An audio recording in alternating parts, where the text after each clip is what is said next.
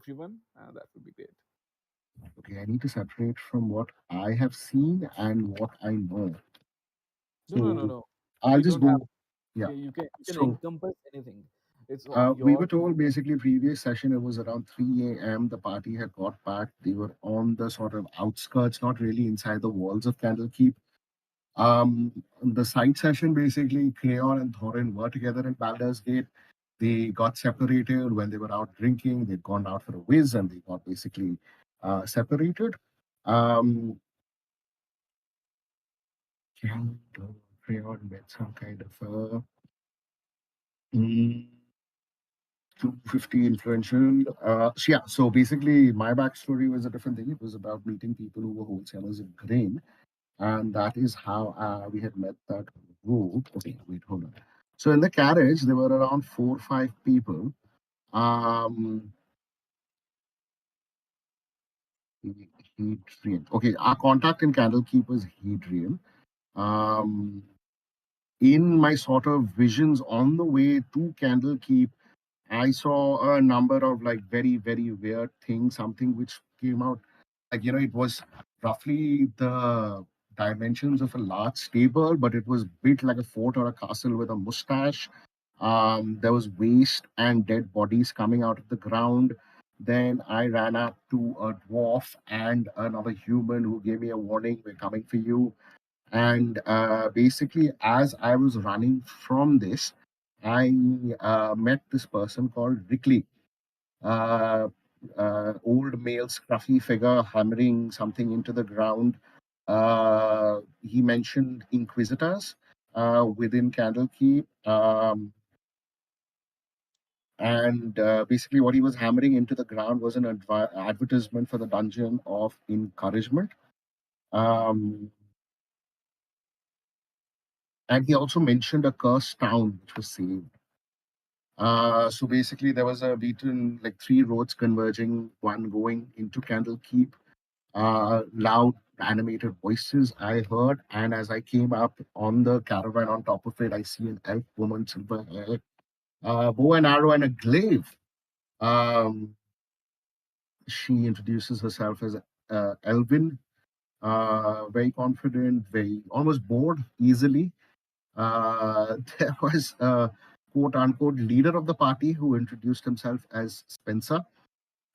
He was Yes, riding yes, the yes. carriage and he mentioned something about a bandit camp recently, which was dealt with.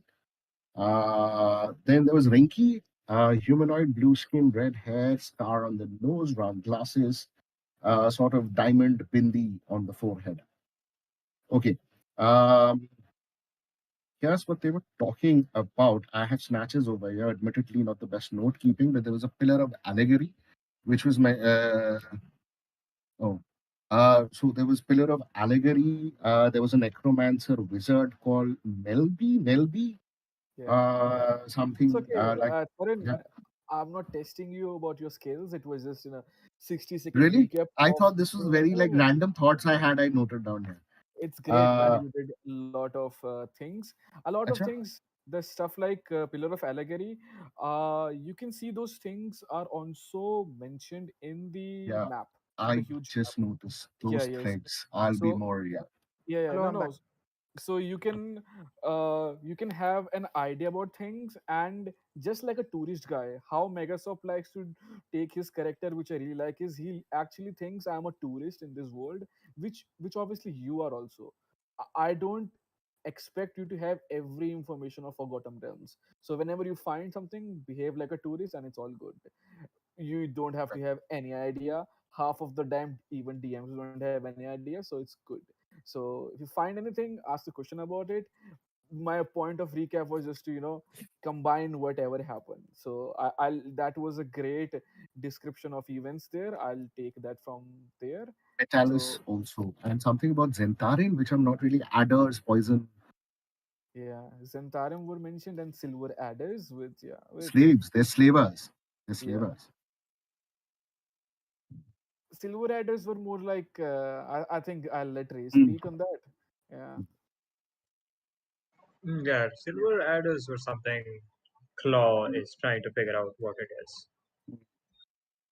And they're like royal elitist people who, as the information Raze got and he shared with you, since you all were there, that they were more like, royal and elitist people who, are top of the hierarchy of, richness in a town, and they like theatrics a lot, and they have, these moments of thrill killings. Will they'll go on a very elaborate setup, like let's say they are in a theater and they're having a Spectacle. great spectacle and they're having an opera piece. In the middle of the 40-minute scene, the random guy will pull out a blade and he'll shiv a person. To his surprise, that's not a fake theater prop. It's actually a proper shiv, and the guy will die and they will escape, and they'll have laughter in the operas and crowds. So that's what he knows about the silver adders. They also use uh, poison a lot to, get into different places and zones, places they won't be able to fully go, or someone they're trying to imitate or torture. And this is what the information he had on the subset of the levels which he got from, did Hadrian give you that information, or was it Metalis? I think Hadrian gave you that It information. was Yeah. Hadrian. Yeah. And what from your perspective, is they like to have animals and different people of different races. They might find an Asimar, a person with wings, and they might want to, put it on a slave trade for exhibition, for high, very rich kind of people to, have money to pull out one feather by feather out of the guys. So Pocket brace collectors. yeah, so you've heard these kind of stories. And if they might find, an exceptional creature, maybe a pseudo dragon or whatnot, they'll just use it as a menthol, something like that. Oh, I had a curry, it's hurting me, and they'll use the ice pseudo dragon to, give them a puffy vocals, or calm their itchiness or whatever. So these are those kind of people that Hadrian mentioned and, collaborated with the Claus story. Okay. So, sorry, Claus met them. So, Elwyn and Renki were traveling together, and Claus met them slightly before us, right? Yeah. Since you were And there, you were busy that day. So I had uh, Adina and yeah, Raze yeah, meet yeah, up. So they yeah. met up in, very haphazard, just on the set moment, and it was since 3 a.m. We decided these guys were sleeping, and then this very, bright person came in, and he startled everybody and he tried to curse them. So okay. So I'll take that from you, Thorin. Thanks for the elaborate description. I'll do a 60-second recap just for everyone again. uh, so the last session, after you meeting for the first time, some of you decided to go in Candlekeep. You meet an old friend, Metalis. You find a informer of yours, Hadrian. Somehow Hadrian knew Thorin. Thorin knew Adina, and they both had collaborated stories. They had their own purposes. So did Law, who inquired about his own things that he was chasing. He shared some of those things with you, not grossly high details, but a little bit of things that he shared. And he took this journey as a medium to proceed and find what's actually going on in his stuff. So we meet Metalis and we inquire about Adina's magical scythe that gives him weird powers, and we talk about the who is in actually in control. And the session ends with Megaswap doing a plea towards the great reader Metalis and ask him if he could make sure the grandma Shanalot could be examined and could be there for rehabilitation if she wants. This you don't know, but I think I'll preface it for you. When these guys met Shanalot 4 or 5 sessions earlier, she was in a fit of rage, but also, despising herself for being acting so barbaric, and she tried to lash on on her saviors, but she tried to control herself and ask Megaswap to throw her away, or just drain her on the side of the road. So it was, someone tried to control her. So the session ended with the Araknyd, you weren't there. So session ended with Megaswap asking the Metalis to, if possible, rehabilitate her to the best of the capacities, and if possible, if she wants, since he can't take her as a prisoner out of against her will, if she complies with it, to have her rehabilitate in the Candlekeep itself, as someone who's more than a text experiment for the team. All right, so great. We'll begin our session now. Yeah. So yeah, you have this deep conversation with Metalis and Megaswap. You share your interest. Everybody, what are you doing? It's like mm, almost 10 a.m. in the morning. At this point of time, you see people are rushing. There is a bit of crowd right across the inn and the pillars of pedagogy. You feel people are now accruing. They are trying to rush inside to read. You feel they are like rows and rows of people with white clothes, some with white clothes and purple clothes, and they have these books on their hands. Some of them are shaved in a kind of funny way with their top gone and with the braid going on, but you respect them for their dedication to their field of research. And yeah, let me know how are we proceeding from now. Sorry, could you say that? I'm very sorry. Could you say that last bit again? Yeah, let us just know, you guys just your carriage was stationed around the gatehouse, and that's where Megaswap and the Great Leader Metalis went. And we had the interaction that you can, if you want, he could take her off of you. So yeah, where do you want to go from here, guys? I We'll want stop. to accompany Metalis uh, to see what happens with the grandma.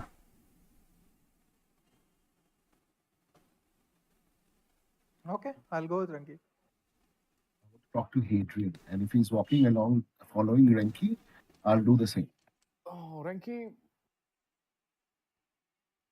I don't wanna complicate you with the bureaucracy of Candlekeep, but I think she's asleep. We're gonna just let her rest. Maybe she wakes up in noon. Maybe then we'll give her a proper checkup. We'll have our people give her a bath if she wants. We'll give her afternoon meal, and that's when the examination will begin. So for the moment, I think it's for the best of everyone that she gets her sleep and I get ready for what's next to come, which is preparing for whatever onslaught that she might be bringing me to. So, A- and where will you and be? and I won't be using ropes. I think I have to trust your intentions and her intentions. She would be she would be exalted in our, I don't want to use the word, but our experiment chambers. There's four of them, and she'll be in one of the chambers with me, and I'll have two of my attendants with me. If it makes you comfortable, wait, let me know. Does she know Irony? I think since you already know Irony so much, I think he would be a good company with her. Does he know her? Asks Metalis to you, Megaswap. Oh, Renki. Does who know her? Irony, the red tiefling guide. Does he know?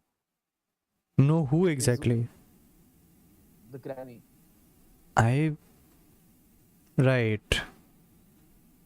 The That granny. I don't suppose they know each other. yeah, I suppose they don't. So either way, I think Irony is kind of habitual with your presence. I think I'll have one of my attendees as Irony, so he'll give you an update what's going on. Uh, you can carry on with the journey and let her rest and let me prepare for what's to come. Okay. Is there any way of contacting Melby? I can contact Melby. Where is she? And what do you want? I mean, she's isn't What she the would she? one back at the town who we happen to Uh, forget? you happen to forget, but that's what I hear all the ruckus. of you not getting inside Candlekeep. He had to bring her, and Yeah.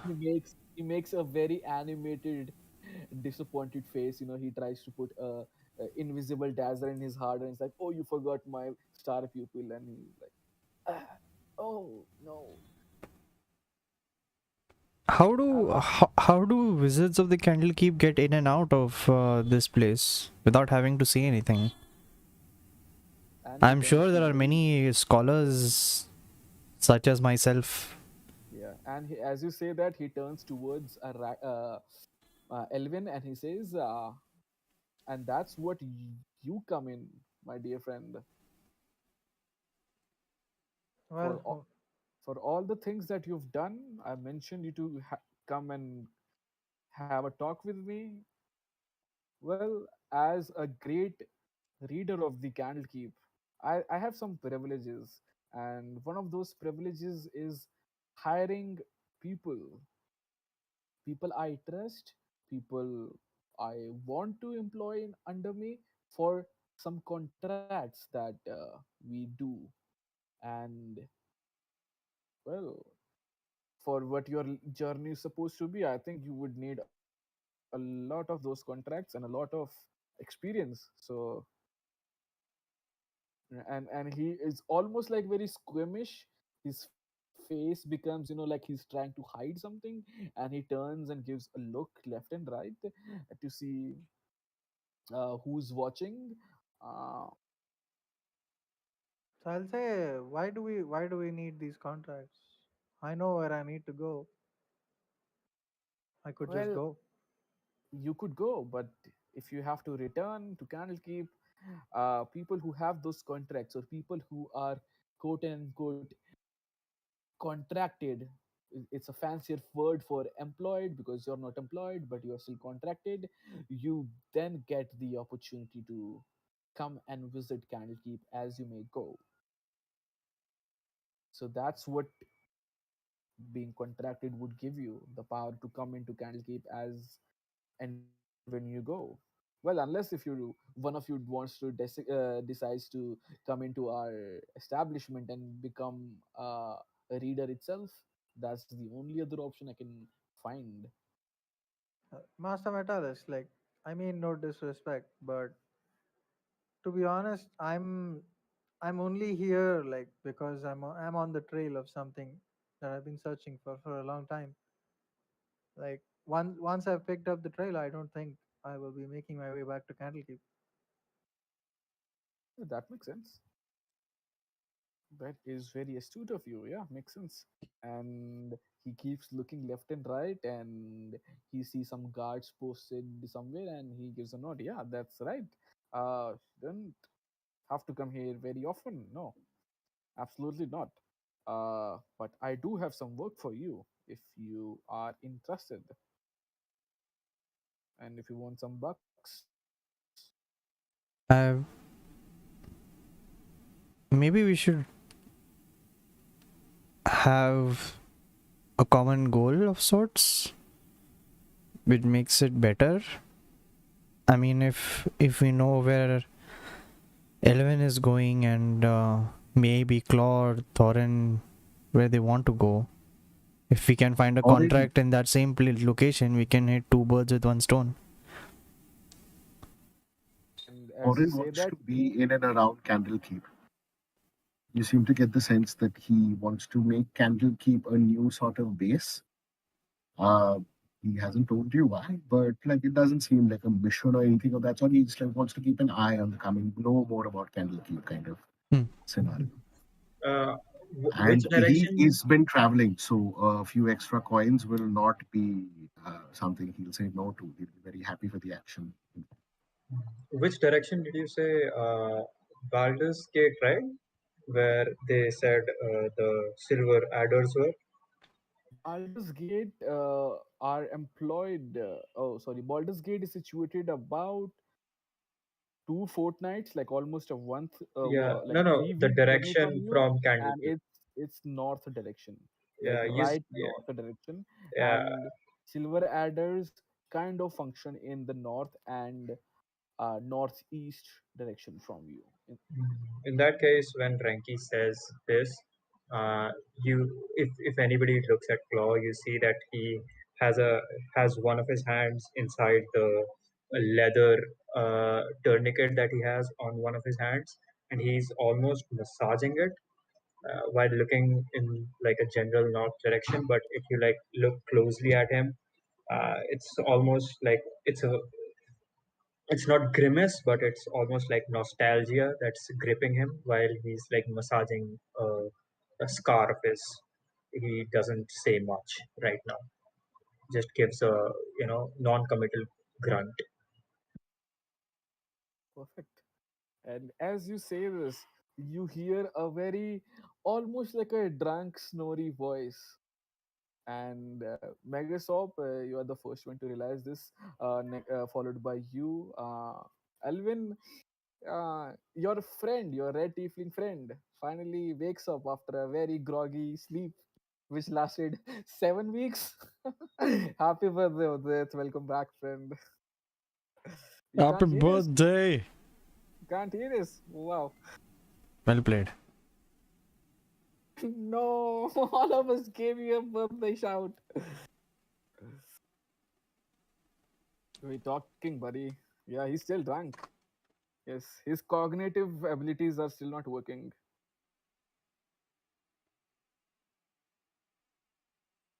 Can you hear us now, Victor?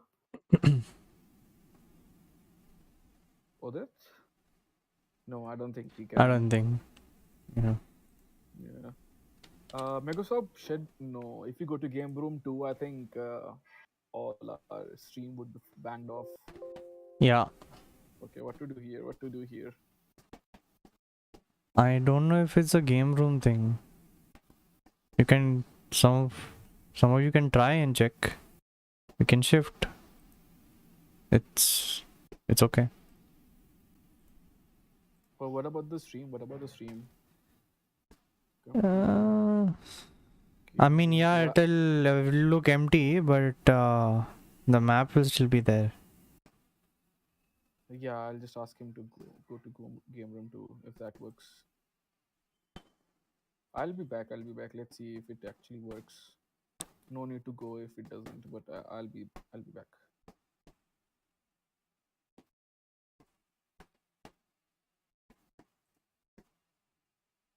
Uh, uh, where is?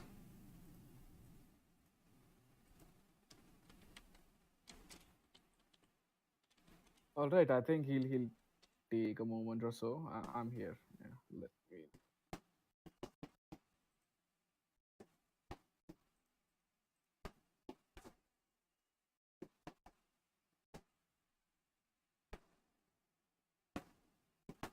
Cool. So out of character, I just what I'm thinking is that basically what I had said in character itself, that if Metalis is offering contracts and it aligns with any of Thorin's new curiosities apart from Candlekeep or Claw's fascination looking out in the distance into some place, then we can go with that thread.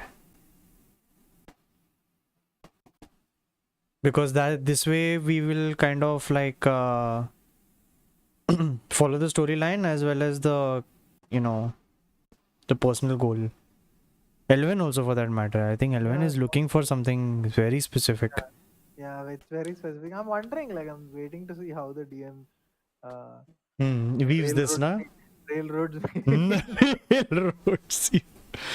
I'm trying to keep this as sandbox as possible, and every time I feel like I have to create a opening, and plot wise, either someone is not there, or some new people join in, or we have an extended hiatus of 4 5 weeks, and I feel like okay, that plot thread maybe is still it's couple of sessions away, and yeah, I kind of don't Yeah, want I'll to be back in 2 minutes. force that Yeah. moment, that authentic moment, but yeah. Okay.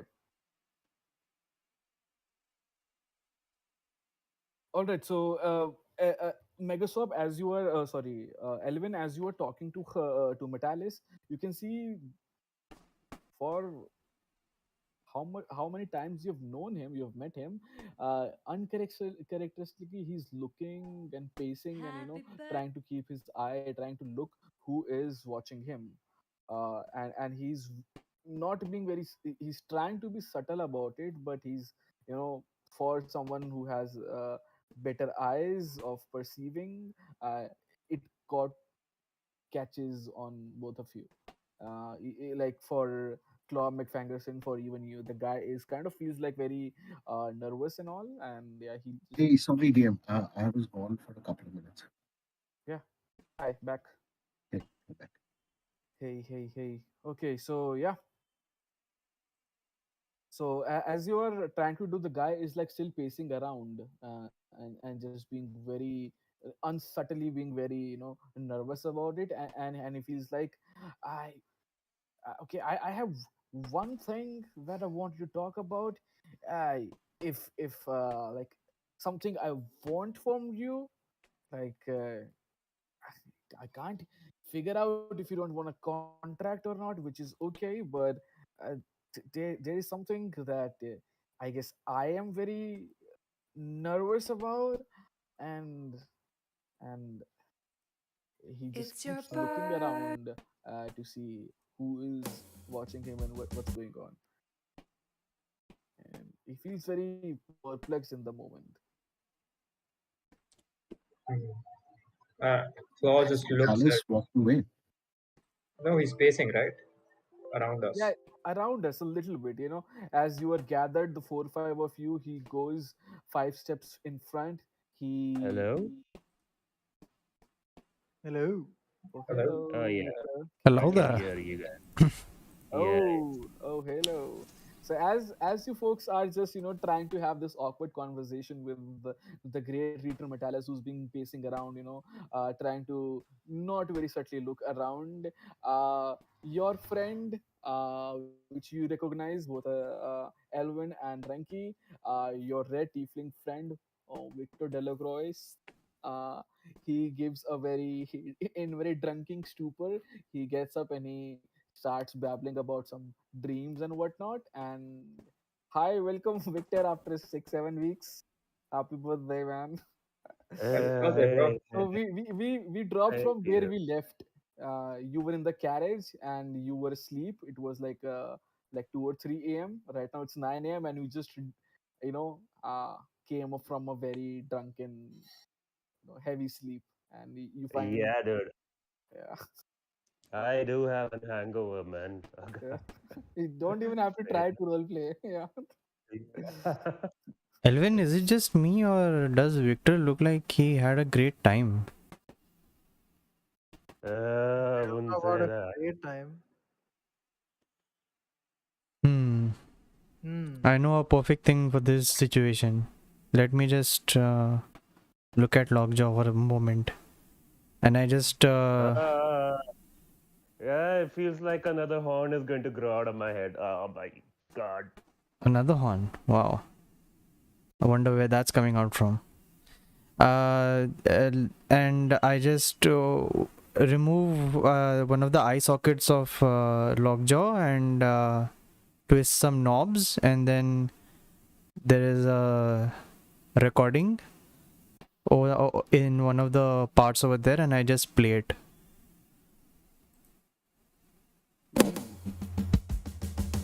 Happy birthday, dear sweetheart. Happy Oh, nice. birthday to you. Happy birthday, dear sweetheart. Happy birthday to Who you. the F knows? As you were Happy doing it, birthday, dear sweetheart. Happy 3 4 people join in, and you know exactly what kind of people. The people who were doing their weird morning rituals of hamburger, Yes, yes, cheeseburger. cheeseburger, hamburger, Yeah, cheeseburger. they come in and they start doing hamburger. their guttural voices, and they start to do the it looks like someone is doing someone is giving an ode to like darkest evil dark lord ever, and they're doing this very religiously with a smile on their face, and yeah, they're doing their ritual dances around you, and quite Okay, a what few concept times. am I missing here? Quite a few times they bend over, and they bring out their black color paint, and they put it on the head of Lockjaw, and then they come around and they also put their hands around Victor Delacroix, and the black colored paint, it's like very dark, and it just seamlessly fits into the in the color of the red color skin of your friend, and feels like, yeah, Yeah. it's pretty nice. When you said they bend over, I thought it was going to be a different kind of dance. Yep. Yeah, I thought so too. Yeah, but a special birthday treat for Victor. Yeah, no, no, And this is then kind of I smack Lockjaw in between. Sometimes I like to put some old recordings from where I came from. I had in one of my sending stones, so I put it in Lockjaw. But that wasn't the recording that I wanted to show you. It was more of something like this. See, you woke What up do- after a week. That requires an applause. Was that an applause? I Uh, suppose. it, it sounds like the time when every time my best friend, I forgot who his name is, he's somewhere around here. Whenever he used to cheat in a pack of card game, and you immediately caught out, that's how he flip his cards. That's how it Oh, sounded Lil like. Fef. Are you talking about Lil Fef? Yes, yes, Lil yeah, Fef. There was a guy like that, right? yeah. Yeah. Victor, I don't know why I called him my best friend. I took some. Uh, I went over and beyond. Let me know if I stepped on your boundaries, but I took the time to drop a photo of Lil Fef. Even though I asked you, you have the authority to make out your friend's portrait, but since you were Nah, absent, anything goes. yeah, yeah. So Do whatever. I'll tag you folks. Just give me a moment. Udit is not. Oh, Victor. Okay, sorry. Yeah, keep typing Udit, and I'll mention everyone here if you want to check and whatever character is in set. Not yeah. Continue with your stuff. I'll just give me a moment. Right. So, oh, Victor, I suppose you haven't met these new fellows that are with us. This is Thorin. Hey. Okay. He's not usually like this. I mean, he's more chirpy than usual. I don't know what's gotten into him. It's been a few weeks. Maybe he's groggy. I'm not sure. Might need to do a checkup on him. Yeah, I mean, but yeah, it's not my best moment, but deep inside, I am excited to meet you. Hey. Hello, hello. Very unlike you, Victor. But anyway, and this big muscular fellow over here is Claw. Oh. Did you say Claw or Chad? Chad McFanderson. Okay, okay. I suppose he's Claw, not Chad. Okay. I dropped photos for both of the folks in the Candlekeep. You can just click at their attachment and you'll know the actual photos. And as you're having a like get together, waking up. Claw is just gonna, go to shake his hand, just shake himself out of his stupor and say, "On Claw McFanderson, you seem like you need a drink," and I'm gonna take out another earthen pot with the like strong, rich sake and hand it to Victor. Look, I stare at it for good like 30 seconds, and I look back. I'm like, yeah, why not? And I have that entire drink. I'm like, Does uh, that require a Constitution check, seeing as what Claw drank? Sure. Yeah. oh, You fuck, just I'm gonna die. you just vote one. Damn. Let's do that. Yeah. Are Udit, you killing me? Okay. is it possible you can join Roll20? Yeah, yeah, I'm joining. I'm joining Roll 20. Yeah. Oh no, just because Claw is like a druidic barbarian and Yeah. everything he Let's have has him just roll. smells Yeah. very bad. Yeah, let's have Oh him God, roll. I have no context to anything that's happening. Hang on just a Yeah. second. Yeah. Udit realistically feels like he has a heavy throat. He actually feels his anger. I, I, I no, I am fucking. I have a heavy throat and I am Yeah, hungover. Dude. You yeah, are? Damn. yeah. Yeah. We, That's method acting, man. yeah, we can We hear can we can in the learn something from that. we can hear the Absolutely. Lagavulin. We can hear the Lagavulin in your voice, man. Man, that sounds very weird because Thorin is supposed to be bisexual, and I'm asexual. saying you have Lagavulin in you, man.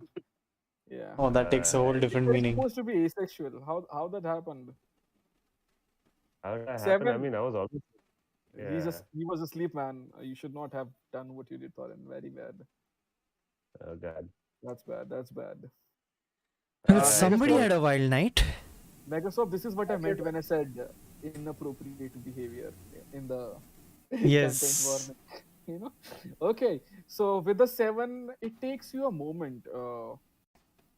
Our red tiefling friend Victor. I've shared his photo on the chat as well now and drop the token. It takes a moment, and you felt like a third horn was coming on your, coming deep from your head, bulging through Right. the skull. You thought that was bad. Suddenly, you feel like you are having a similar kind of feeling around your stomach, Oh my God. and you feel like you are something is trying to come uh like barge right through your skin, and you feel like you're gonna have a second tail as well. It feels very irritating. You feel like you wanna itch yourself so much. Does Thorin notice Rank, this? Yeah, Renki, yeah. Renki, quick! I must tell you, for the greater good, you have to kill me. There's a chest burster coming out of me. This is going to be alien. There's a chest Yes, butter coming out of you. Well then. yes. Uh just you know what?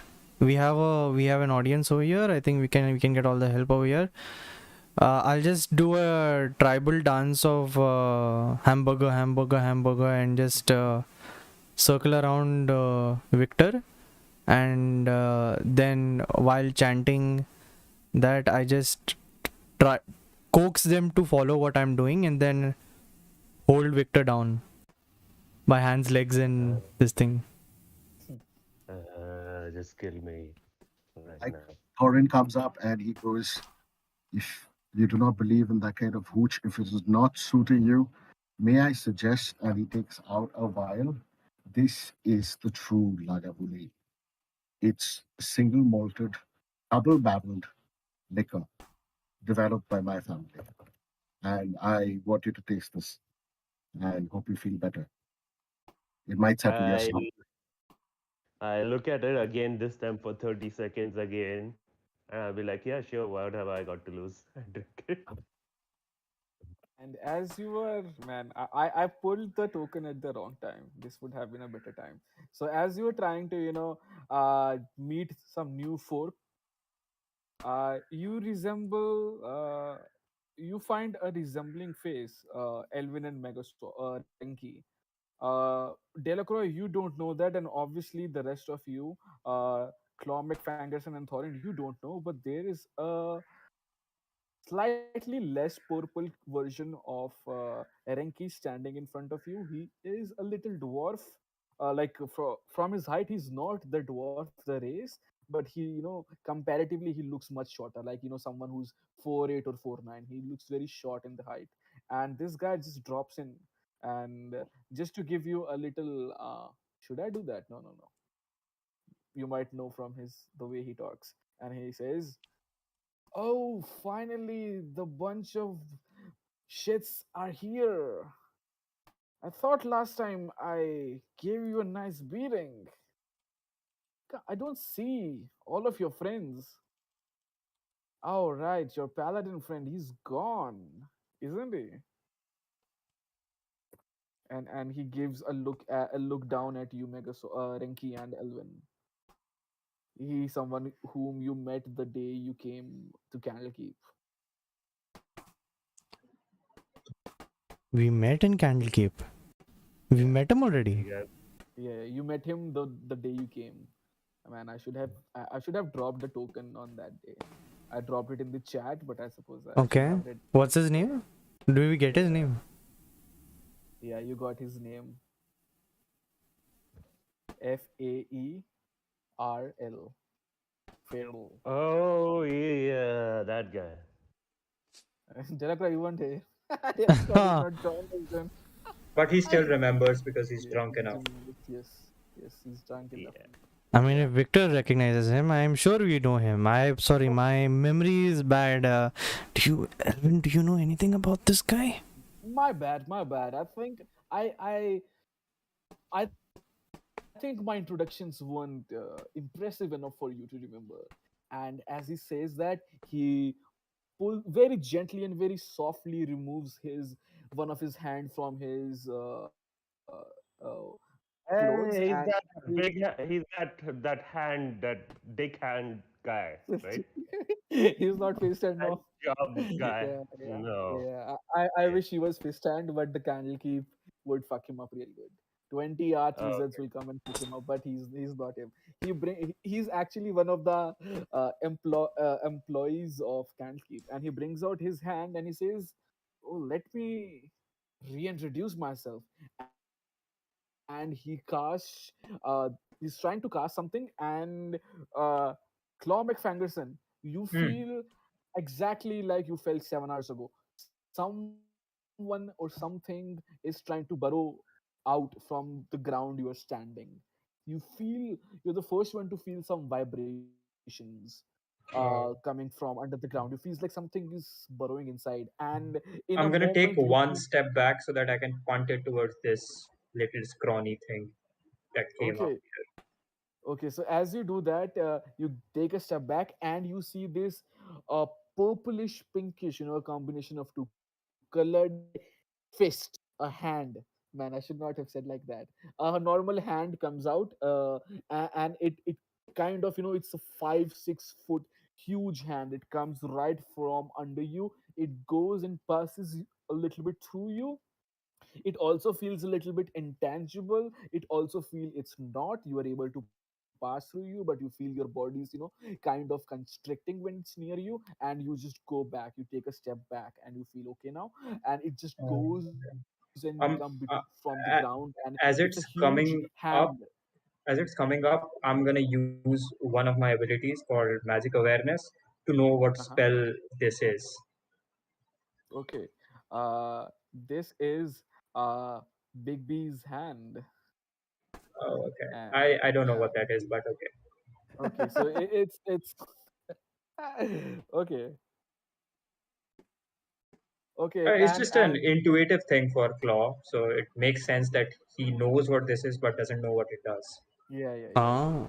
Uh, so, do I as a DM have to give you some information about the spell, or You just need to tell magic awareness as an action. You can open your awareness to the presence of concentrated magic until the end of your next turn. You know the location of any spell magic item within 60 feet of you that isn't behind total cover. When you sense a spell, you learn which school of magic it belongs to. okay? So it feels like it's an abjuration spell, and it feels like it have some protective qualities. But was it abjuration or conjuration? I'm not certain. It feels like it actually feels like a combination of two, and it's like one of those spells that you could use to actually do a fist fight with, or use it as a cover or something else. It can also levitate and go into the space, and as you're doing this, it just goes through you, near you, and it keeps going, and 10 feet in the air, it gives the middle finger to you, Delacroix. And I think I just What remembered the fuck? I just remembered this. I just remembered That's this. so random. When you guys saved Delacroix from the mansion, Delacroix was the one to befriend him a little bit. He was the guy who was acting very cocky, and he was the guy who Elwyn hit Bjork in front of him, and he tried to dissipate the fight. He was that guy. And as you were going out, he was the one who was being very cocky and very bossy around you. And Delacroix made a joke, and I think Bjork, yeah, both Bjork and Delacroix made a joke. And yeah, so he was nice to you then. So he gives you a like a middle finger. Hey, Um, fuckface, what are you celebrating? uh, Alone? Why don't you give your uh, friend a little bit of what you're having? Victor, is it just me or everybody you meet turns into a dick? Hey, Lilfim uh, wasn't a dick. He was just, he was just. He thought Sounds he like such a too much sounds of like Does himself. this such a sort of thing hurtful. keep happening with you guys? Um, Claw just looks at Elwyn and says, "How many little magical shits do you guys know?" Like Don't first there ask. was this aim, They just keep then popping up. Yeah. I don't. I'm pretty sure whatever is happening right now is very important, but I'm not sure it's because I'm wasted as hell, or is it because corporations have really bled into here? But why am I seeing a rift from Stranger Things right in front of me? That's very nice of Bruh. you trying to pull bureaucracy on me. Very nice words you just said. Something else I want to speak to you since you're not going to offer me your drink. We have some troubles. Your little master friend Metalis might have not told you, but we've had some stuff. So if it's not something that you really need, I really want you to get out. You know, I'm trying to be as humble and nice as I can be.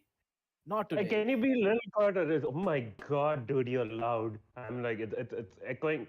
I can't tell you how badly it's echoing in my head, and it feels like somebody's like banging drums on me. Quiet, please. Lower decibels. Uh, How can we about whisper? that? I mean, can we like get together and like whisper in low hushed voices and have a discussion like that? Okay, I'll be very, Yeah, very quiet for your sake. Be a yeah, good that's lad and move out. Yeah? Or maybe my hand could do that for you. I mean, Why?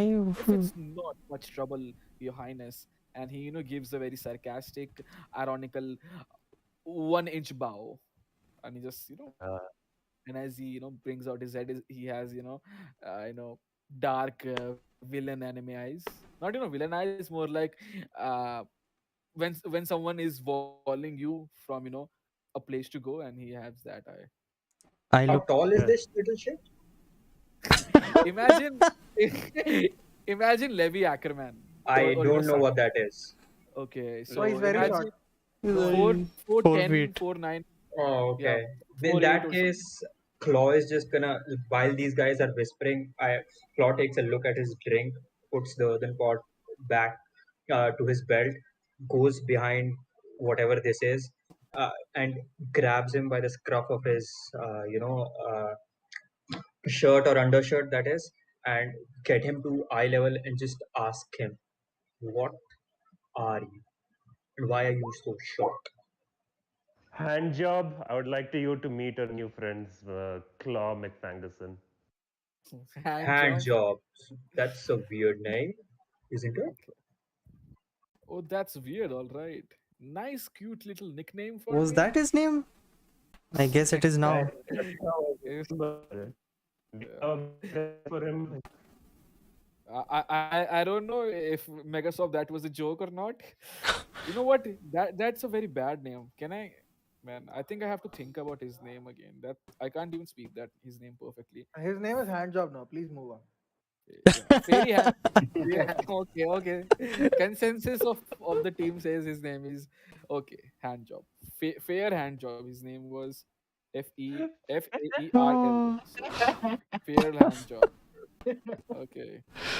Damn, dude, it's not even a good hand job. It's a fair hand job. Okay. I think, and he when you say that, This Elvin, he gives guy. you that look. Think, do we need a round two? Do I need to Uh, prove myself again? Thorin hears this and goes, hand jobs? Is that on the table right now? I'm asking for a I friend. mean, As you he say might have that, a brother. He might Thorin, have a as you say sister. That's that, how the it guy works. goes invisible. He's not there. The I guy mean, just goes I'm still holding him though, right? I he didn't just drop goes him. invisible. Yeah. Like I said, he just goes invisible. I'm gonna smack the air where his face was. Bro, guy, this guy is gonna be gone tonight, but you're gonna be banned from here forever. Okay, go ahead, make an attack roll. You can't see him, Gee, but you Yeah, do I feel can't like see him. Yeah, yeah, yeah, you sure. do, you do feel, yeah, you are As connecting with. Thorin says, he's asking for a friend, Renki immediately turns towards Thorin and says, "Oh, he's thinking about me." Why? Or it grins back awkwardly, but like, yeah, yeah, bro. Claw McFangerson, you just gave a very good guess, and you hit him where you thought his neck would be. You're trying to chop his neck, and try to make him sleep in a very nice way. As you do that, you go and you hit something. Doesn't feel organic skin. Doesn't feel, how should I say it? Skin you don't connect with something skin, but you do connect with something that feels, some that's piercing your skin. Like it doesn't Ow! hurt you like a shiv or a knife would hurt, but it hurts you like, like you just poked yourself into a tree of sorts. Damn. As Claw like slaps, he just says, "Come back, you what the fuck? Where did he go?" You do feel connecting to something, so you are in touch with something, and you take 2 or 3 moments. Now that you have beaten the shit out of something, it feels the area that you were touching him also feels, you feel some protrusion around the skin that you were touching, and now it doesn't feel like skin. It feels something else, almost like it's woody or something.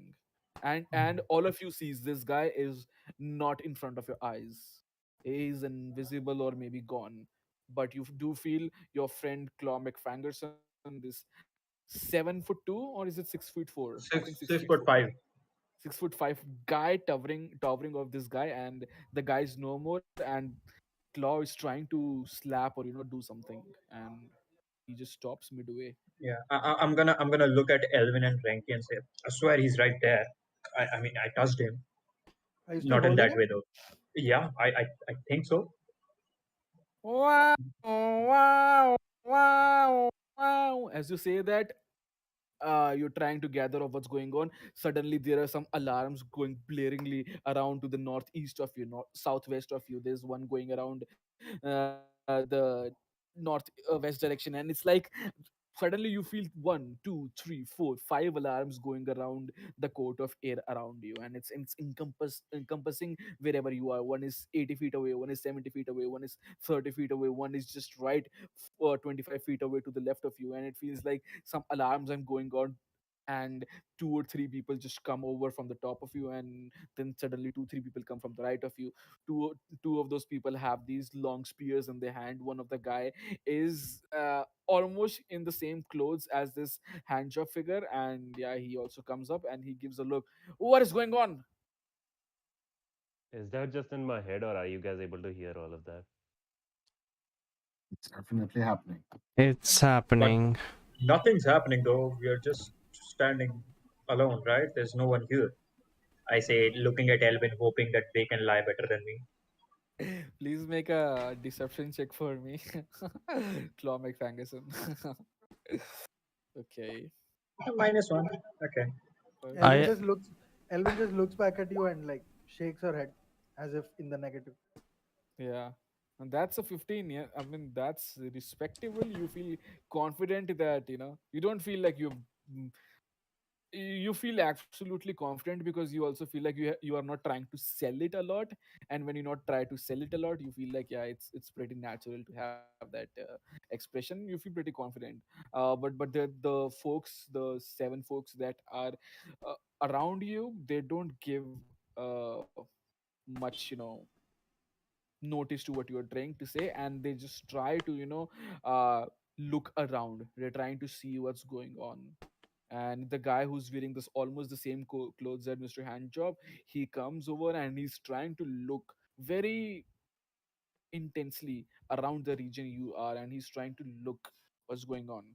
and he just comes and drops, from the 10-foot first floor, and he just drops, uh, almost fails the superheater landing, almost brushes his knees, and then he keeps looking around the edges, almost trying to touch every wall and see what the fuck is going on. Metalis at this point of time just looks left and right, and he just makes a noise, "Psst, come here," and it's up to you, but he just skedaddles away in the direction of, let's see, yeah, he goes in the direction of the house of rest, and he just skedaddles Yeah, away. I motion to everybody else to follow, and I follow Metals.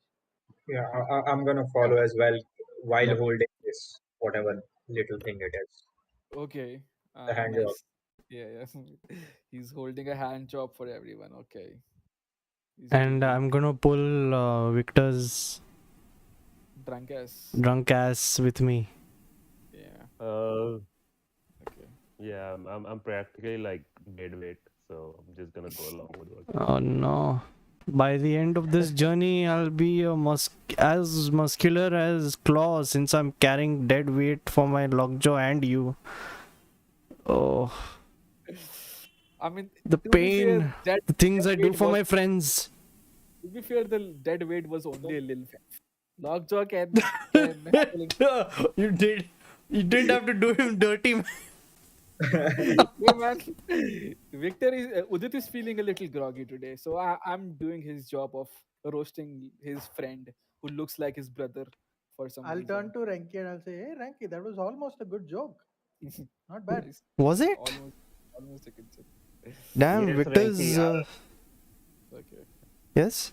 Renki, I am drunk enough, so it was a lot funnier to me. I will laugh 3 times. Ha, ha, Great. ha. That's what I read from your book. So I'm glad you are humorist to your own jokes. Yes. So because I'm drunk, I'm self-aware, and I realize the jokes are not actually all that funny.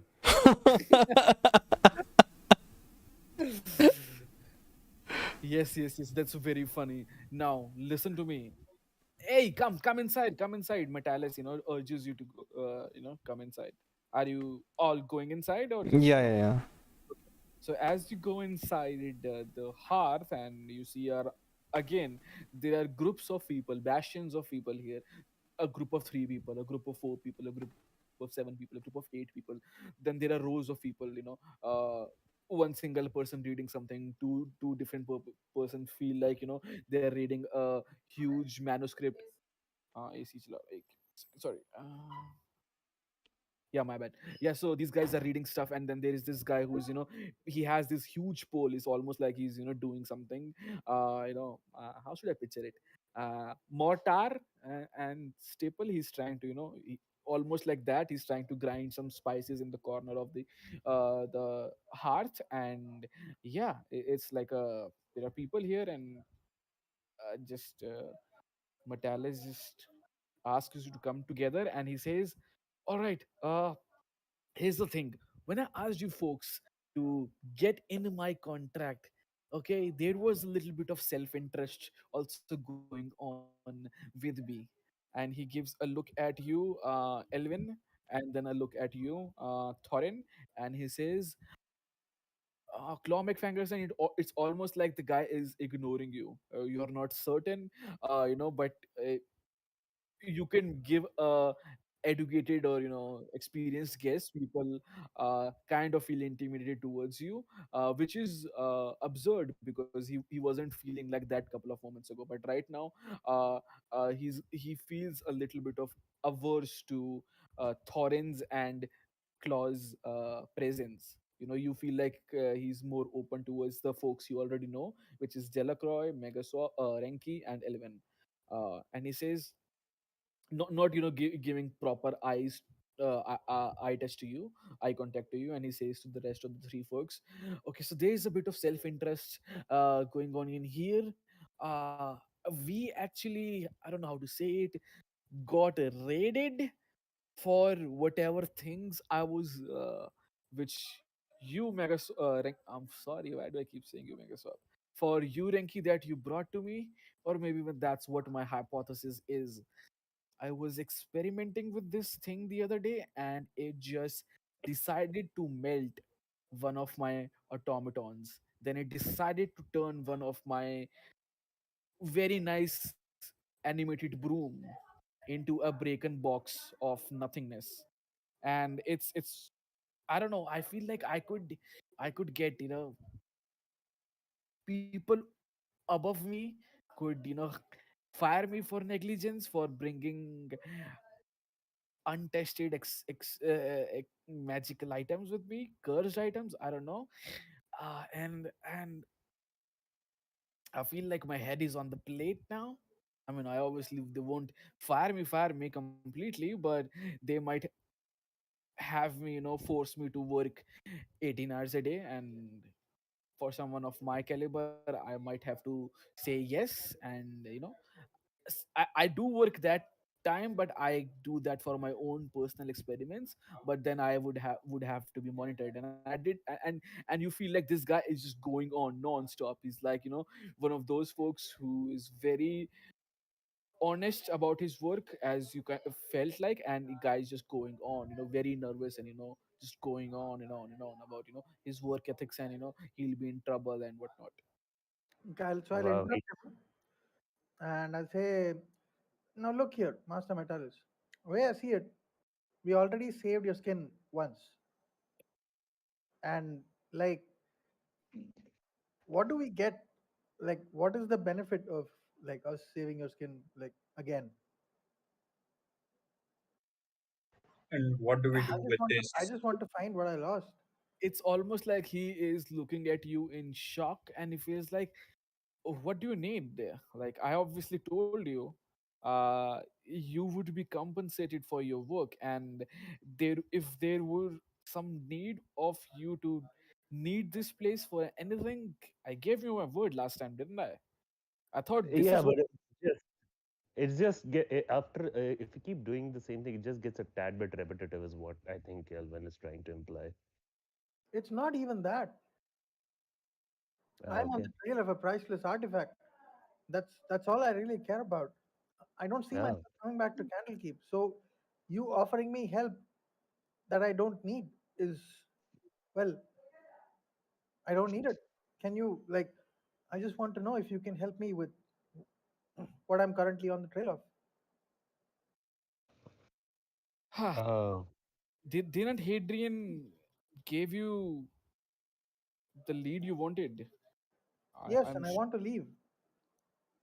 What's stopping you then? Why are you here? Good question. Why are we here? We have this Good. little invisible thing with us. I gesture at my hand that is seemingly empty, but like gripping something. Guys, Kunjo OC, looks like, why are we the here again? I'm sorry, man. Out of character, this is I asked you that where you want to go, and after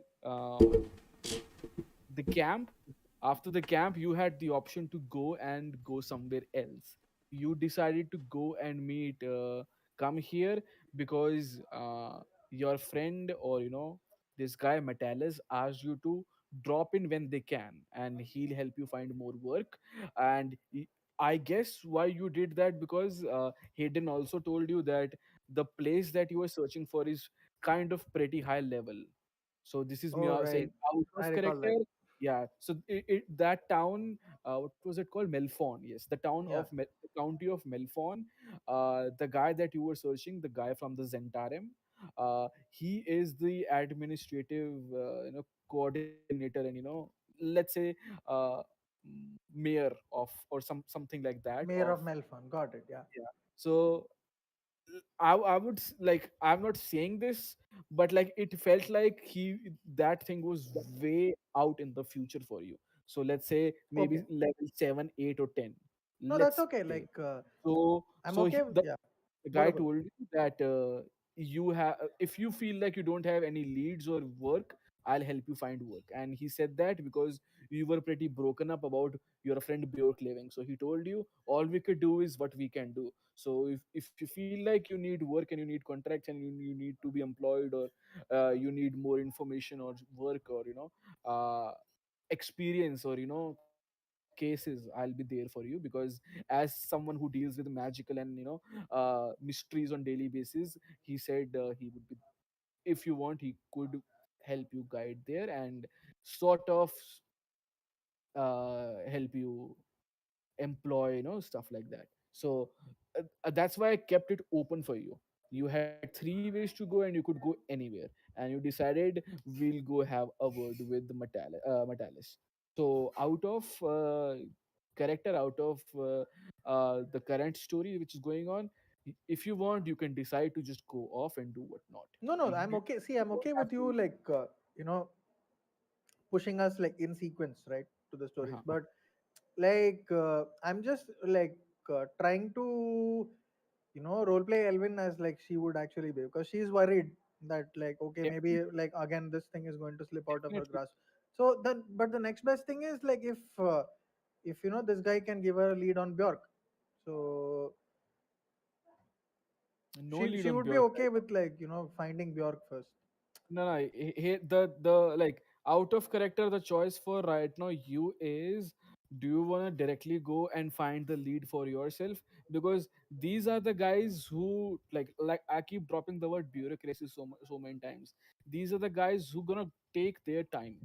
Yeah. So either you do your own thing, either you try to show your, what's the word I'm looking for, your interest, or your yeah, basically your interest in their affairs, or you do your own thing.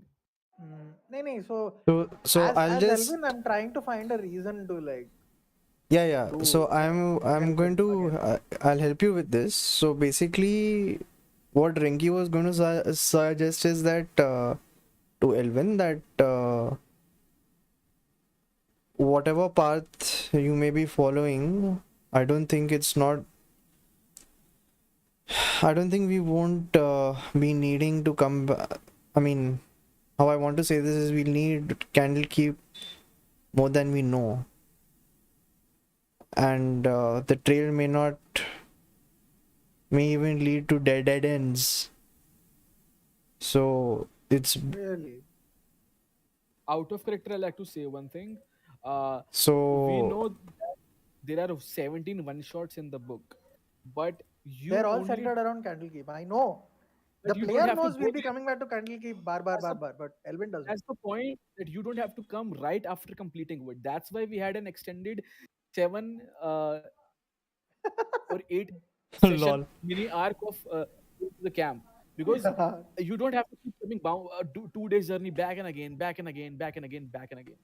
If you want, you can just leave it and not come there for 15 or 10 episodes, and when you do, you can have 3 or 4 mysteries all together on your hand. Hmm. So that's why it gets a little complicated, because you have to weave all those 17 things together. So Yeah, yeah, yeah. if you don't want it to do right now, you can just choose not to do it. This is No, that's miss okay. I get that. Li- right. I actually want to do it. Like the player Yeah, wants to do it, but Elvin needs a reason to do it. yeah. yeah. I get it. So I I'm get that. trying to so You what feel my like piece is. So no. What my thing is with Elvin is that I can see the eagerness from the start. So I get it. All I will say to Elvin is that if we help Metalis, and I look back at Metalis, if we help you with whatever it is you need helping with, keep a good word for us here in Candlekeep and help Elvin, I guess, the rest of us as much as you can, and we help you in the same way, because something tells me that the town that we came from has led to more suspicious activity in this world than I anticipated.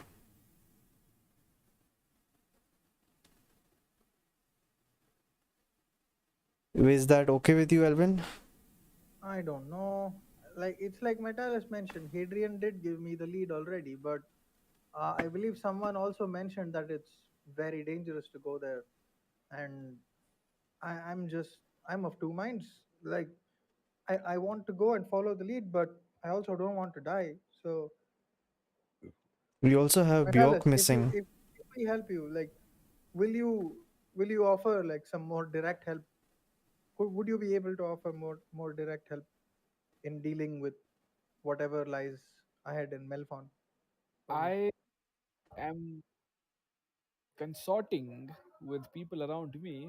I'm also one of my attendees, or someone who I'm bringing a lot of interest and time is your halfling friend Halaster. When he feels better, he'll join your company if he feels fit. And I've been helping him.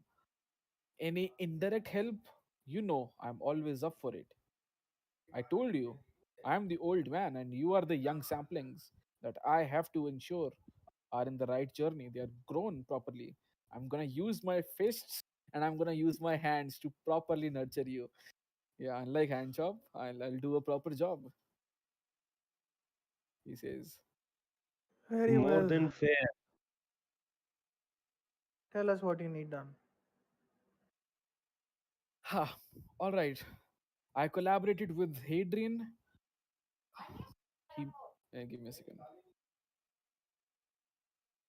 Yeah, I collaborated with Hadrian, and he told me, and he gives a look at you now, Thorin, almost still not looking directly into your eyes, but uh kind of like he has to say it right now. And as he mentions the word Hadrian, who basically works from this place called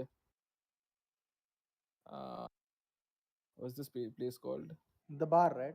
The bar, the inn, house of rest. Yeah, House House of of Rest. Rest, Yeah. huh? Okay. which is exactly where you are. So as you say Hadrian, this half elf slash elf, not certain, question mark, figure comes and he says, yes, did someone mention my name? Jolly good to meet you folks again. Wow, Hello, yes, Adrian. Where have you i disappeared? I had a lot of other people to talk to. You feels, and he gives a very, mean girls, bitch boss vibes face. He's actually enjoying this, and he says, What? "What's going on in here? Ah, some hearts trying to connect and not able to." And it's almost like he's enjoying the confrontation that Elwyn just had. You being unsure of minds. He's actually enjoying that. Yeah. If you had a minute, I wanted to have a couple of words with you. Maynard, oh, for you, I have like it exactly, and he looks at his imaginary watch, which is tied around his shoulder neck, and almost like an imagine, and looks opens it up like imaginary opening up an imaginary watch, and he looks. For you, I actually have 1.5 minutes. Let's go. What do you want to talk about? Hey, before that, and he gives look at Metalis, and he says, "Yeah, boss, you mentioned you called my name. I was just. Oh yes, I'll yes, be right back. yeah. Oh yes, yes. Hadrian, yes, you were the one I was looking for. Uh, you told me about this young dwarven fellow, right? And Hadrian goes, yes, yes, yes. This is Mr. Lagavulin, uh, who I was talking to you about, and it seems to me that he has some business. He's the one who met me in Baldur's Gate, and we had some nice conversation, and I I gave him the contact he wants to go, and then he gives a look at to you, Claw McFingers, and he says presents elaborately brings out his hand like he's he's like a presenter, or some sorts, and he gives a very wide animated hand towards you, and he says, and this large bulking Chad McBarberson uh, also one is on the lead to Silver Adders in Baldur's Gate, which is a nice coincidence because what we are dealing right now is deals with Baldur's Gate. Oh, well, then you know that I'll be able to help you. Right. So like what I mentioned, we are getting some inquisition matters here. They're gonna go and look what the fuck the ball you gave me is all about, and I have to make a case for me. uh, but I feel it's much more, it's something personal. And because, and as you do that, Elvin, are you back? Okay, Elvin is not here. Either way, as he's talking, you saw people reading their books and whatnot, right? Someone was reading manuscripts, someone were in their own journals and whatnot. Like after like 5 or 10 minutes of this conversation, you suddenly, the huge manuscript that was like 4 feet, it just, it was open on some page, random page. It just shuts, and it starts just clobbering itself. Like, the book just starts clobbering itself. Like, how should I say it? You guys seen that movie? I don't recall, was it the second or third Harry Potter movie? And one of the books just, animates itself, and keeps on, Third one, saying the third Prisoner one. of Azkaban. Yeah. Yeah, yeah, I don't Hagrid recall it. assigns it. The So Monster Book of Monsters. yes, the Monster Book of Monster, and Oh, it just opens and closes, and it feels like it's very animated. And the large 4 feet manuscript that two people were reading, it just starts to doing that same thing. Just 6 seconds later, the guy who was reading his book all alone, he was making his journal of sorts, doing his deep study. His book also starts to animate a little, jumping up and down on his slips, and the guy just gets into a very frenzy. Shocked what's going on. 6 seconds later, there are two more people with two different books, and those books starts to move.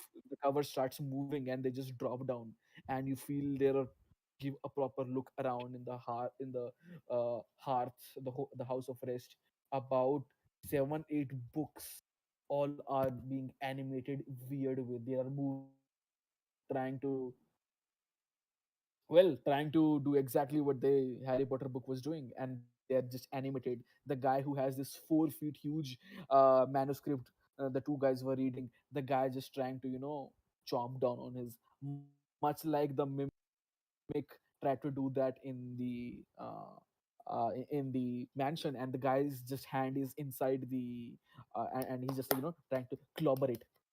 It's not very, it doesn't actually have animated tooth or whatnot, but the book is moving, and it's trying to grasp or attack. And some books, the books that were fallen down, they just are trying to escape. The fuck? And I'm I'm, uh, I'm gonna throw my hand axe at what, the manuscript, the one who is trying to at escape. whatever book I find near me. Okay, that would be the one that's trying to escape out of the room. Okay.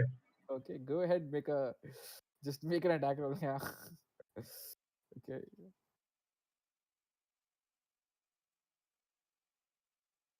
so what is exactly? Are we getting attacked or what is happening? Just pages flying all across the room. Not exactly pages, you could say that. Like after a couple of moments, those books are in very animated style. They are trying to clobber and close up and down, so some pages do get ruffled. But for the most part, the hardcovers basically open up and shut it down. Some are trying Is to it escape, and some are trying to, the big manuscript is trying to clobber at the guy's hand, and some is just escaping, some is just trying to attack at the guy's feet. So you give a proper look around. There are like 7 books, and some small, some huge, and all of them feel animated and moving.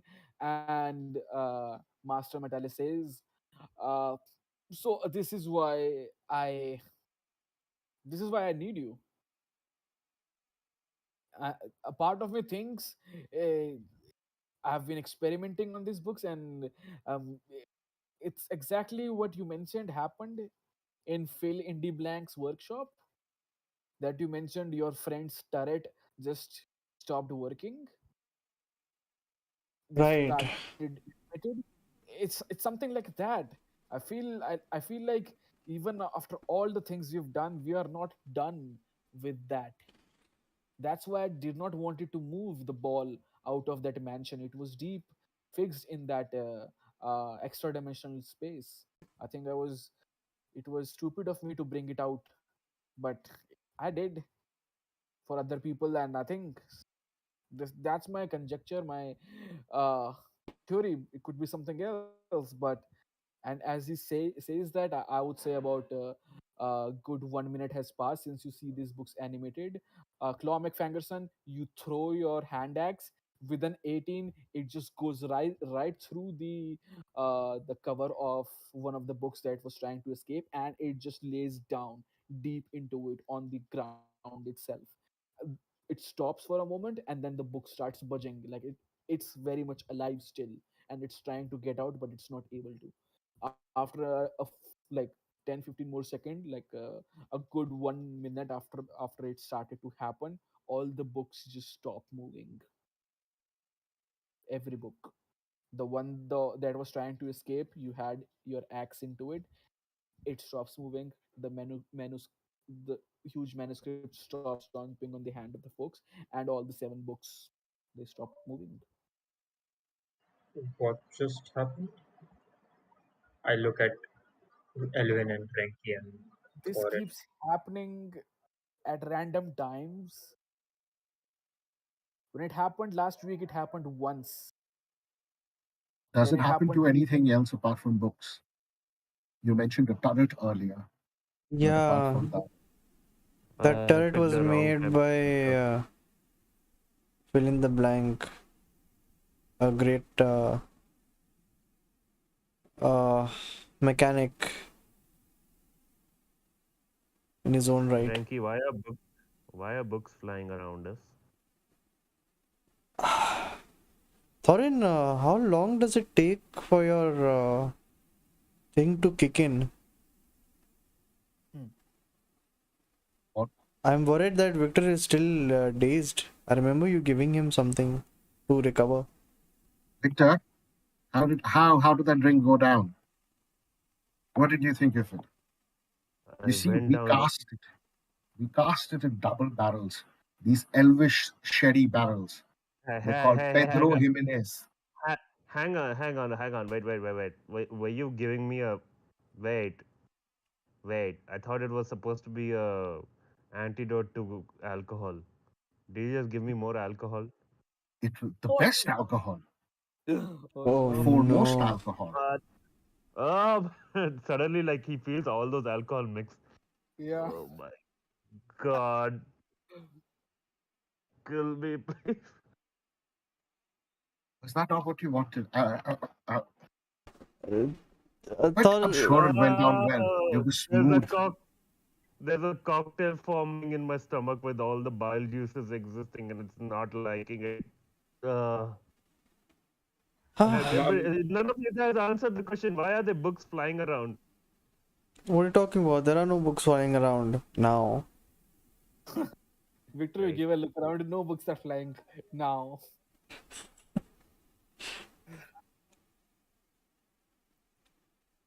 Then Matala says, like I was saying, it happened a week ago.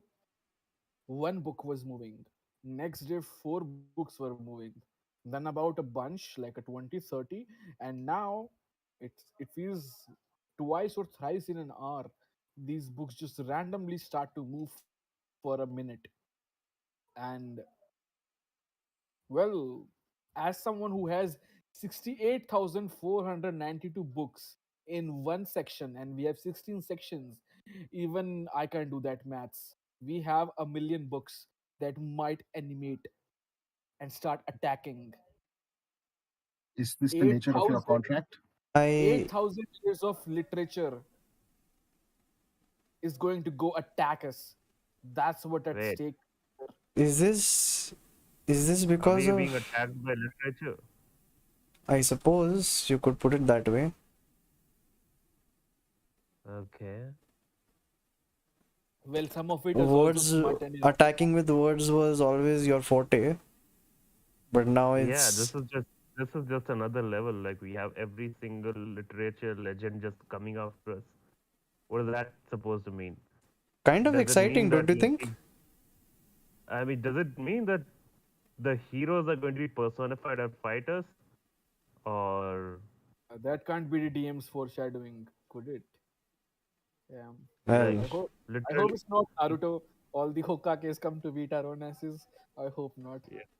Yeah. Is it literally all of fiction is going to be personified and fighters? Every great hero in fiction and all the bullshit. Does it mean that my own creations are going to come and fight us because I made a lot of bullshit and I don't want to go up against all the things that what I've are you written? talking about? You gave me this book of jokes. Oh my God! What if this book of jokes are going to come and fight us? How will we Are you survive that? talking this is a book of Suddenly, bullshit? That's suddenly not out of No, no, no, nice. nowhere. no. Sorry, go on. Sorry. Wait. Is the book of jokes going to come and fight us? How are we going to survive that? And it hasn't moved from my pocket since. Um, what is literature? Oh Oh my. my god. That comedy timing. Oh no. Oh my god. Uh, I'll I'll I'll look at Claw and I say the words on this book is literature of Yes, sorts. that is the peak epitome of literature right there. Then Huh? suddenly out of nowhere, your friend who's also as drunk in sleep like you, Wayne Feff, or whom you know as call as Lil Feff, joins and he says, "Forget about the book of jokes. Forget about the drama you have written about what happened to you back in the day." Hold on. Am I still holding the little hand job? It's up to you. I could because could can I now like start Do straddling we him see like a him or is he baby? still invisible? He's still Who's invisible. You giving the don't. hand job? Oh, What? Uh, hi, Wait. Adina is here. Hi, Crayon. Hello. I Hey, heard what up? something about a hand job. So both Lilfef and Crayon, both Lilfef and Crayon join at this moment, and yeah, yeah, guys, tell him Andina, what's the mystery perfect about hand job. timing. So Claw right now has a hand job, I'm and holding it for everyone yeah, because he's no one else holding wanted to the hold hand it. job really tight. Uh huh. And I've Now he started to wants to straddle him strangle now. you. Yeah. Yeah. Sure, yeah. great. Mr. Handjob, if you could just color yourself. Is Handjob asleep or is he awake now that I've started rocking him like a baby? So is he the It's one who gives hand jobs, or does he get people to give hand jobs? I mean, once again, I'm asking for a friend.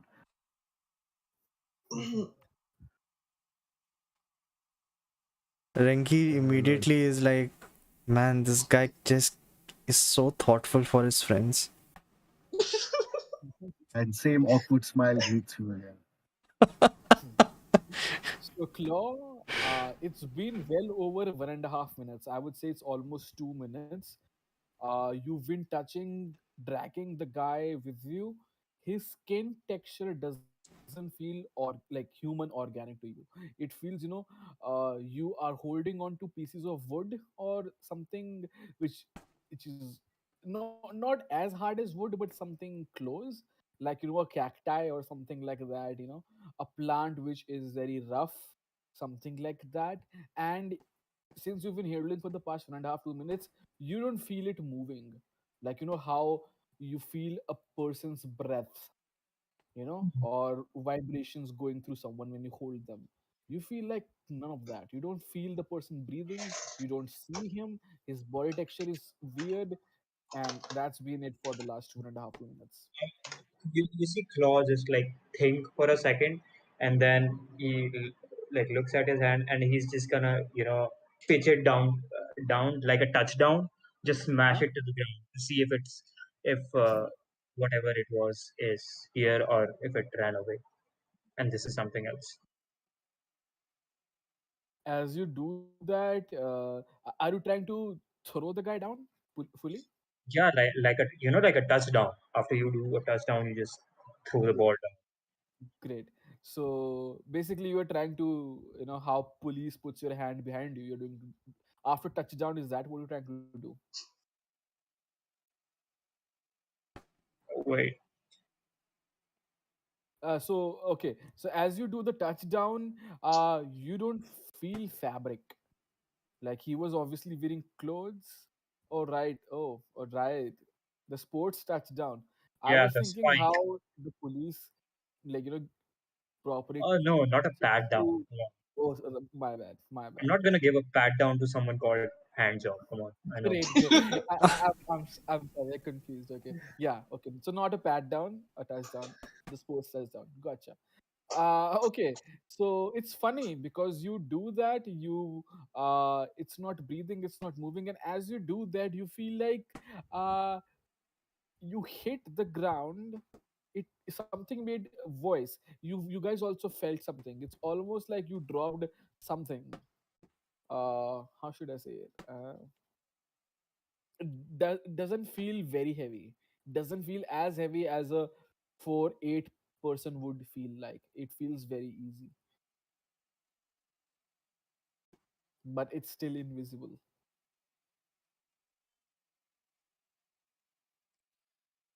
Flo, I don't know what you did, but you shook him aggressively. I can't even get back his form again. Man, Claw. Let me ask you this one again. Was the touchdown for the theatrics, or did you actually put your 6'5" force into it? Let me ask this question I put once. this this little neurons in Claw's head. If he does something, it's because he did it. Okay, so out of character, I have you put it your force into it, right? Yeah, yeah, yeah. So as you do it, it hits, and it makes some noise, and you don't see it. And after couple of seconds, Renki, you are the first one to see this, followed by you, Elwyn, and then Thorin. There is something red, like almost a crimson fluid on the floor. Looks blood, probably.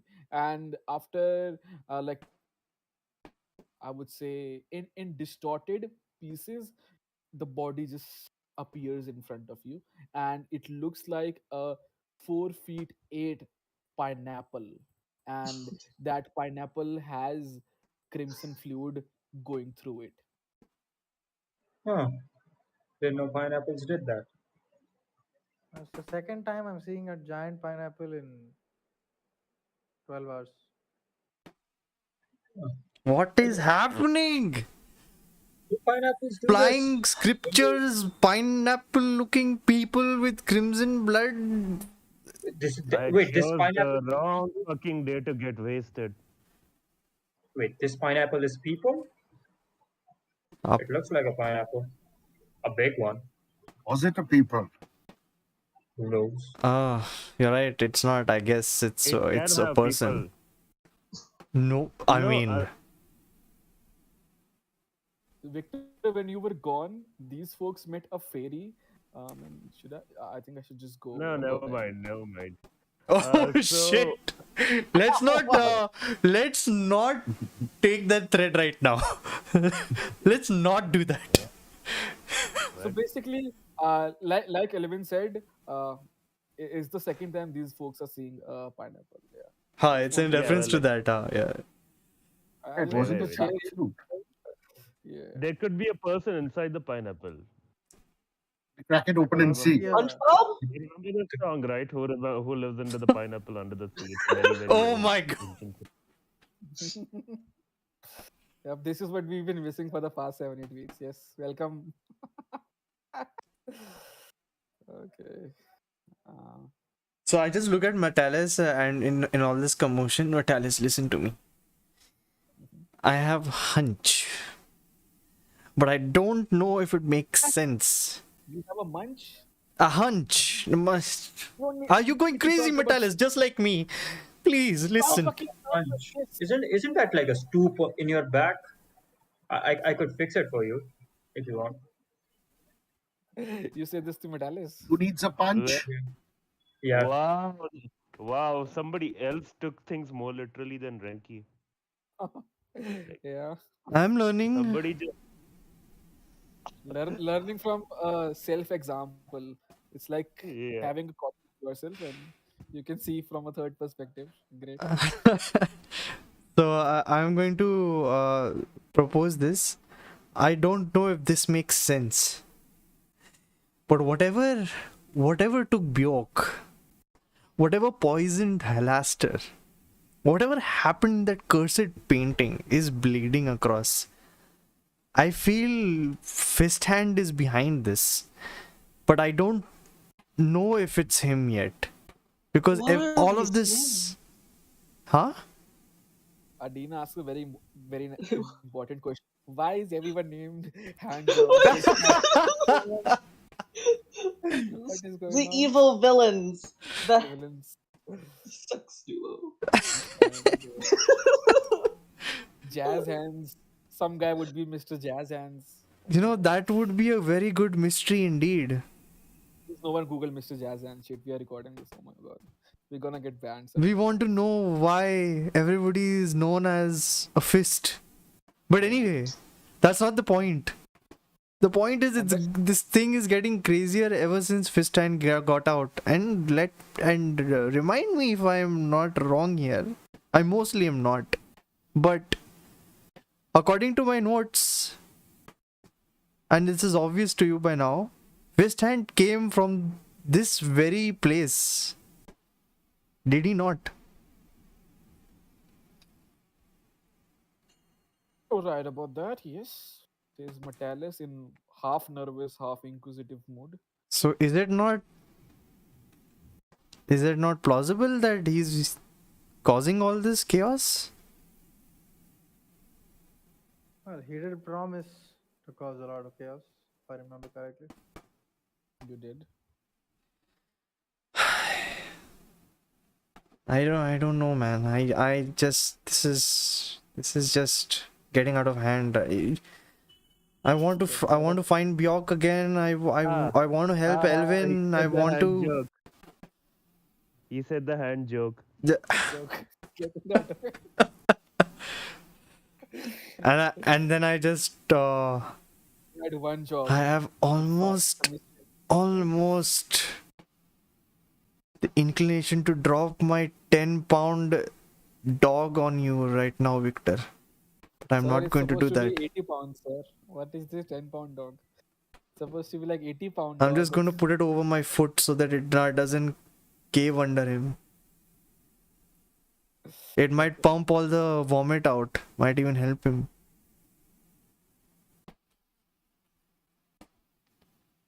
Hey, Renki, like that's out of character. You're supposed to be the nice guy here. Nice? You want me to be nice? Things are flying. I can't make sense of this magic. What kind of world is this? Nothing makes sense. You write on pages and things fly. I make things out of nuts and bolts and have a tap and things work. That's how And it I make the works. finest single malted Oh liquor Lord. in all the land. I feel like Thorin, you're saying this for the third time, and every time you say it, more people look at you, and you feel like you're getting free advertisement for your brand. I give them all that same awkward smile Yeah. and nod. Mhm.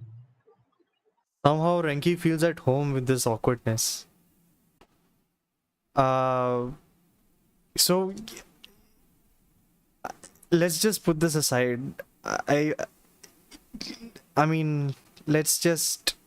I hope this pineapple is okay. I don't know who you I are, mean, sir. it's in pieces. It's in pieces. It's in pieces. Oh no, metal I mean, you can still is. eat it. Yeah, let's not eat crimson pineapple. You don't It know could be a where that's from. specialty. It could be a Candlekeep specialty. No, claw. Turn you into a demon. Maybe. I don't know. Pineapple on Lagavulin. Oh no. Never, A candle keep never. speciality. Lagavulin only needs to be had with 2 dashes of cold water, nothing else. Somehow Renki thinks this guy would be a nice distiller from all my chemicals. And then he immediately snaps back. I'm like, oh man, Thorin would be a nice assistant to me. Oh, what am I? My mind is going crazy. So let's just get a mission for. We have to go to Baldur's Gate, right, Adrian? Yes, yes. Okay, I think that works for us, and I'm guessing there's a lead for Elwyn as well. And I hope we find the artifact, at least for Elwyn's sake. I I can't get I you. can't see Elwyn be agitated like this. I won't lie, I need the gold. And Vitalis, sir, you mentioned that if we had a contract, we would have free access back to Candlekeep. Is that Most correct? certainly. Yes. Then I would like to definitely, if everybody else agrees, be part of this venture to Baldur's Gate and back. I Do this absolutely job agree. for me. Do this job slash contract for me. I could write two instances that you and your party have helped me, and we could start the process. It will take a little bit time, but the next, or maybe the next to next time you're here, I will give you complete entrance to the first level of Candlekeep. Well, Okay. it's better than nothing, I suppose. And Claw, out of all Mm. the shenanigans that you've pulled, man, I'm glad to have you on my side. I would, we would have good use for those muscles knocking on other pineapple shaped heads that we might come across. Yeah, but only pineapples. I do not like violence. I As you say that, the pineapple, uh, questions everything at this point. yeah, Does not the like pineapple, violence. Immediately shank pineapple, someone. yeah, the pineapple just stays pineapple. Yeah, nothing happens. Yeah. but Okay. as you give a look around, uh, this fey sprite creature that you met in the early morning, for you, Victor, I have dropped a link. You can click at my link and you'll know the photo I'm referencing to. This creature, who's like 2.5 3 feet in height, he has this, again, a wand in his hand that he is like almost, conducting, as people are talking, and he's doing the animated conducting in the air. And he looks at comes into the hearth looking for you, and he has the wand in his hand. And uh, he comes to look at you and gives you a cheery, hey, you left me in the carriage with the old woman, what?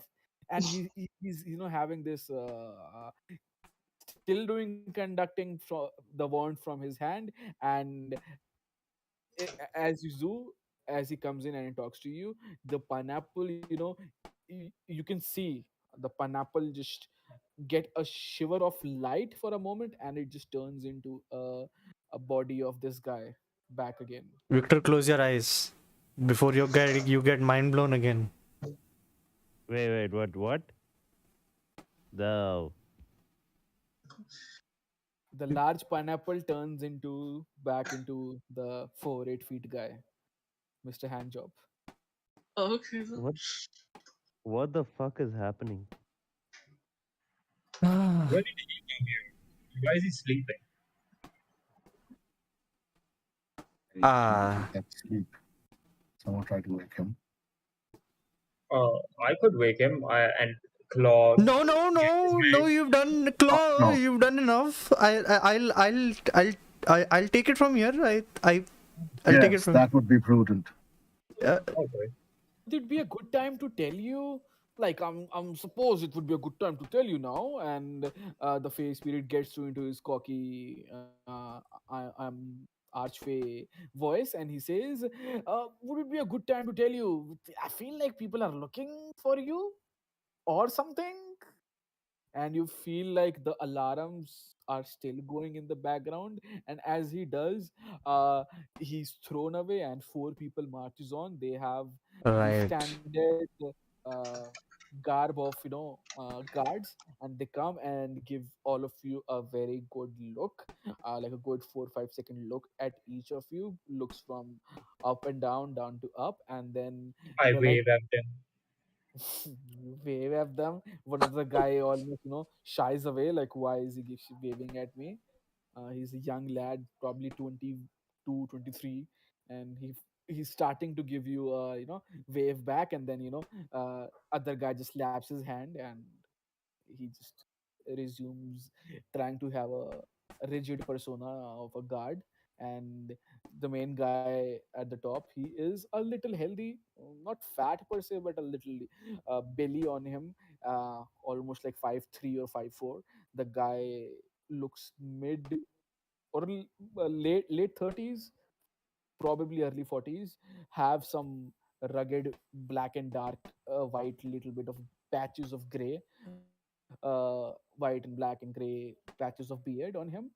Kind of looks like the senior guard of the four of them. He says, all right, you folks and the rest of you, yep, go stand on the corner and we'll give you a proper pat down.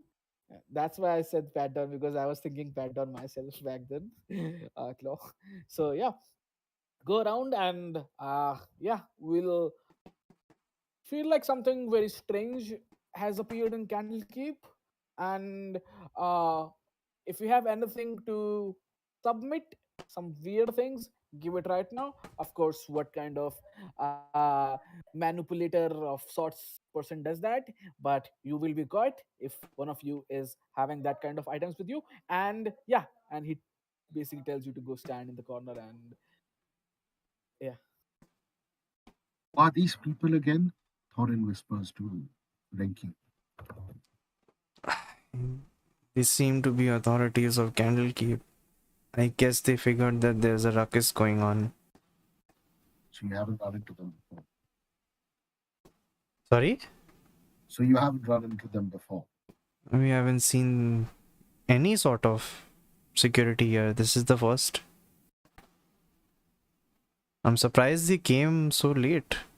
How inefficient. Should we just like leave? I mean, we need to go to Baldur's Gate, right? I Yes. mean, we could just leave. We could, Same. but You I mean leave? think You're we still need supposed to. to wait for a No, bit. Stop talking. we're Stop talking. talking. I'm talking. Oi, No. oi, oi, you little gobshite. Talking, right? We're talking. Come on. Yeah, Renki, you were I saying? Yeah, what I was saying was we might want to allow them to give us a pat down so we can come back here and not cause problems again. Oh, okay, Yeah, okay. don't cause a ruckus, please. Okay, so we need to call that dry shire over here. Yeah, I suppose we'll be hanging on this wall before the pat down happens. As you're having this conversation at this point of time, even if you're let me ask you, are any of you like instead of being in the middle of the room, actually went to the corners and stood near the wall? Nope. Yet. Okay. Yeah, So I was uh, still talking to Renki. did anyone move to the corners? Let me know if anyone did. I would encourage Claw to come to the corner with me Yeah, while okay. having this conversation. Yeah. Renki Okay. seems like he knows what's going on, so I'll follow. Okay, so both of you do. Does anyone also go to the corner like most of the people are going, or are you still like in the middle of the room? All right, there's no more time to think. Whoever is in the middle of the room, I would say, I think Elwyn, Adina, Thorin, these guys come and give you a little push, like not physically throw you, but when someone comes into your proximity in your personal space, which is basically 1.5 feet or less, and they just comes and guides your hand a little bit towards the backside, and uh, it doesn't feel like they are giving the chance to resist, but you can do that, and they just come and they give you a pat down. They try to look around your waist and then around your shoulders, and the guy comes towards you, Thorin, and says, uh, what is the purpose of bringing these weapons? Why haven't you Was on checked the them out road. at the gate? These are Was not on the allowed road here. for many months. This is my first time in Candlekeep. First time coming. Show me your proof of concordance that you've been granted the supervision vision from here. Show me the I stamp. I do not have those papers on me. I just got here. Great. And he opens a book and he writes something. Brings the weapons. Doesn't have the mark. Okay. Well, And that is. I intend to conduct business on behalf of Metalis over here. Take It's up okay. a contract. It's okay. We'll come to that. We'll come to that. I need to check you properly. What sort of things you have on you other than besides this very lethal weapon? What else do you have on you? I was on the road for many months. I needed this for my personal protection. That's pretty much all I have. I'm a brewer by profession from way up north. I come to do business over here. Um, Maybe some research. I just carry weapons for my personal protection. That's enough. That's enough. Personal protection. Yeah, weapon. My ass. I mean, yeah, that makes sense. Okay. Uh, what's in your bag? Do you have? Do you mind if we check it? I mean, I don't see why you would have to, but if you must, you can have a look. Will not intrude and open it and try to test it. But if you be so kind, just open the contents of your bag so we could see. And as he says that, the 40-year-old guy tells all of you to just open your bags and yeah. Yeah, Thorin. Yep. What's in your bag? W- I think a bedroll, mess kit, rations for a few days. You know where I'm heading. He'll Yeah, explore makes his sense. pack. Basically. Yeah, what is this? Looks like a poisonous kit. He looks at your, I'm suppose your brewer's kit, and he says, Oh, They just as I said, see what they want to I- see, huh? that's what I said. That is, I'm a brewer. I would be You brew experimenting with poisons? certain tools. And I take out my a vial from my pocket. Yes, Um, poison. no, not poison, sir. Poison This brewing. is finely malted, single malted, finely malted liquor, Oh yeah, and I'll trust it your word for is. it. Drink it. Please do. No, Oh, you you want drink me it. to drink it? Yes, you drink. Gladly, gladly. And can I get a glass, please? All right, never mind, never mind. No, We sir, don't drink have it. time for that. I don't have time for that. And I drink it. I drink one small vial, all of it by myself. Mm, He it gives you still like tastes so good. he like cocks his leg like at 20-degree angle, uh, like like like like 90-degree when like 70-degree angle, 20 degrees to the left, and almost like he's trying to see like an owl. Then he scratches his beard. Okay, next, and then he comes to you, Renki. Yeah, okay, file, Mr. Gentleman. What, you feeling cold? Very blue skin you got there. You all right, buddy? And he gives a look at you, Thorin, and says, "Ah, works of your poison, huh? Yeah, we've cracked down. Yeah, open your packages, my friend. I would What have do you you want? know this is my natural skin color, at least for now. Bruh, blue and natural. Get this man out of fear. Oh, what a bunch of load. All right, enough of your words. Clearly lying. Yes, suspect. Open up your bags. We have to check. What do you have? I What? open up my bag and I have a thieves tools, some dungeoneering pack, and the black rose. Wait, hold up. What is this? What is this? Are you trying to dug a hole through the Candlekeep's wall and get over here? Why do you need a pickaxe and stuff like this? Are you in a cave? I am Explain a yourself. man of science. A man of science who needs a pickaxe. What is this absurd? Yes. You are Or clearly trying to come into this home, this lavish building. Explain yourself. We don't take this lightly. I listen, And listen. as he says that, like one other person comes very near you, like almost 1.5 feet near you, and he can extend open his hand and he would touch you right in your stomach, and he's very close to you. I would say not even 1.5 foot, probably like more like 15 centimeters. Yeah, about 7 8 inches, very close to you. Touching me to my stomach, how? Like with a He's with a knife or something? no, with his hand, just his hand. Okay. Like he gives you a little, touch down and throws you a, not throws you, just gives you a little nudge. I would say it's not very physical. It's just someone's hand touching you for momentarily 2 seconds, maybe less, and pushing you a little backwards. Does Ranky get pushed towards Claw? Not exactly push, when someone just comes up you, near very you, touches you, He and just you shoves me. instinctively goes back, Oh. because uh you know how body perceives a personal space, and you instinctively go back, and Okay. so not pushes you, just puts your hand, and uh yeah, Renki can choose not to move if he wants to, but that's what the instinct is, to move one step back. If the guard is looking through my stuff and I'm very protective of my stuff, Yeah. I will not move. Okay. Perfect. So yeah, he puts his hand. You do not comply. Uh, he gives you a eye, glares you through with a raised eye, and the investigator keeps on asking, "Not here, not there. Here, look in my eyes. Yes, I'm the one asking you a question.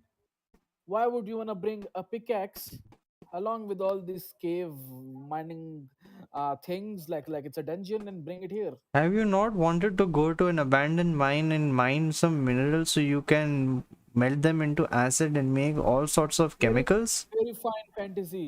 And I'll give you the same question I told Thorin. Why haven't you dropped this question at the investigation place near the gatehouse? You can't bring these kind of things here, my Well, friend. if that was the protocol, you should question the people at the gate for checking. Why don't you do that instead of I'm questioning clear. us? I'm clearly talking to you right now. They will get their I time when they do. What does Metalis look like right now? You've been read and told the rules. Yes, you mentioned it's not your first time coming over here, except this little Mr. Brewer, or should I say Mr. Poison Creator. That's true. But Here, isn't it, but regardless of whether I have come here for the first time or not, isn't it part of your protocol to check every person that comes in and out? yes, that's what I'm saying. Why is it still there?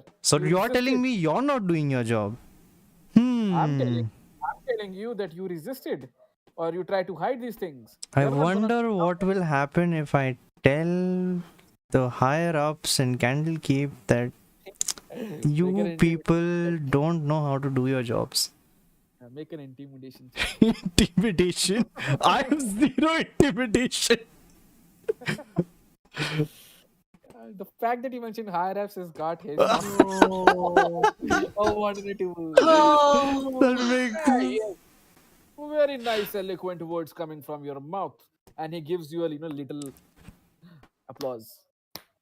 Look at this giant folks. A fine man with fine, curious minds. Doesn't his words feel like he's already prepared himself to say this?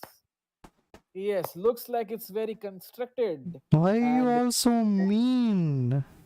And I this is this is just DM. go to the corner, just finish what you want to finish. Is this words portrayed at the DM or the guy? No, no, no. The guy. Okay, Half so the people in Candlekeep except for Metalis have been a dick. yeah, yeah, nerds, man, nerds. I tell you, nerds get high on They information. pushed us on the We gate. This but a hand job we is has no, what do you say, comes and insults us straight off the bat. And now these What? officers, like, wow, way to treat your Candlekeep guests. Yep. your future uh, friends, yeah, colleagues, yeah, your future colleagues. Okay, I'm Like starting. Renki is like visibly upset, right? Yeah, yeah, yeah. at this point of time At this Okay. point of time is yes. that they said, it's very constructed. Your Oh, look at it. You made him cry. Aren't you going to apologize? The guy that who got slapped on his hand by his superior, oh, that guy says, we meant though, no offense sir, it's just normal protocol. If you just answer it, it's gonna be over in no time. Eh, and the guy just, the senior guy, 5'3", 5'4" guy, just looks at the other guy and he just squirms and shuts up. Yes, so I was saying, looks very constructed your story. Again, my job or our job or God's job is not to force check every one of you. You've been told the rules. There is no need for weapons, pickaxes, poisons. He gives a look at you, Thorin. Stuff that might not exist over here. Stuff that might not do any harm. You don't want to create a fire, but a fire might spread. And then the same guy who was got slapped, he said, "Sir, Candlekeep is fireproof," and he shushes him again. It's your job to it's your job to make sure these things don't come over here. I'm And, and he says, "Yeah, Adina, you were saying." can I try to leave? Hmm. Stealth. Sure, yeah. They have I a. don't I don't exist. I I don't do you exist. mean Oh, Do you mean Crayon? Do you want to leave or like out, like leave the session just today or just not this one? leave the session, just fucking like go Sure. out He, of the I, situation. I think he wants to just stealth out of here. Great. Yeah, I think I that's it. did roll a 20, so Yeah, yeah, yeah. He told me in the evening that Damn. right, so I wanted to ask.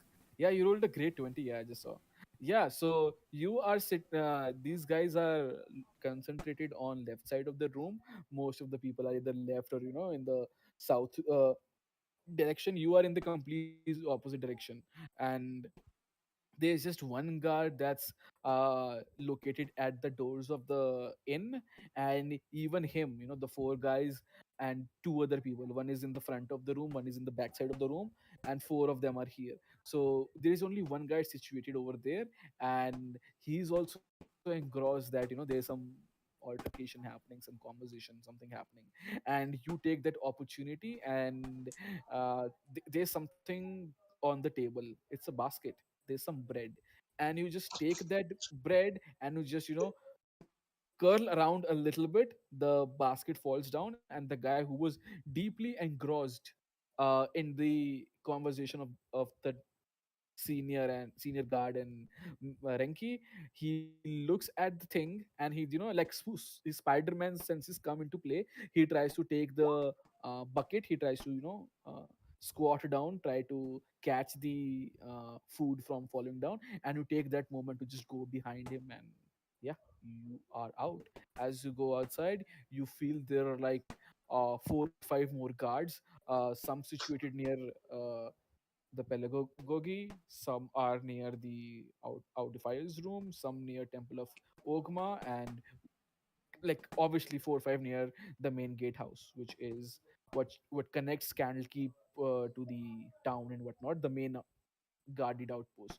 So you feel there are about 4 or 5 people, and again 4 or 5 people on the guard post. So you feel this is plenty of guards over here. Arachnid, you okay, buddy? What's up? Yeah, nothing, dude. I need to leave since I have like another commitment. Okay. Yeah, Is this like because it's Wednesday today? yeah, I dude. have to leave as well because I might just pass out anytime. Okay.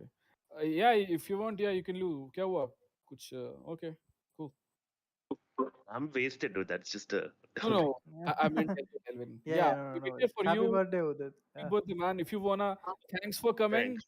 If you want, you can go. We can have a proper session next time, and yeah, on Thursdays. Yeah, Yeah, yeah. I'm glad. Thursday would be great. yeah, man. Peace.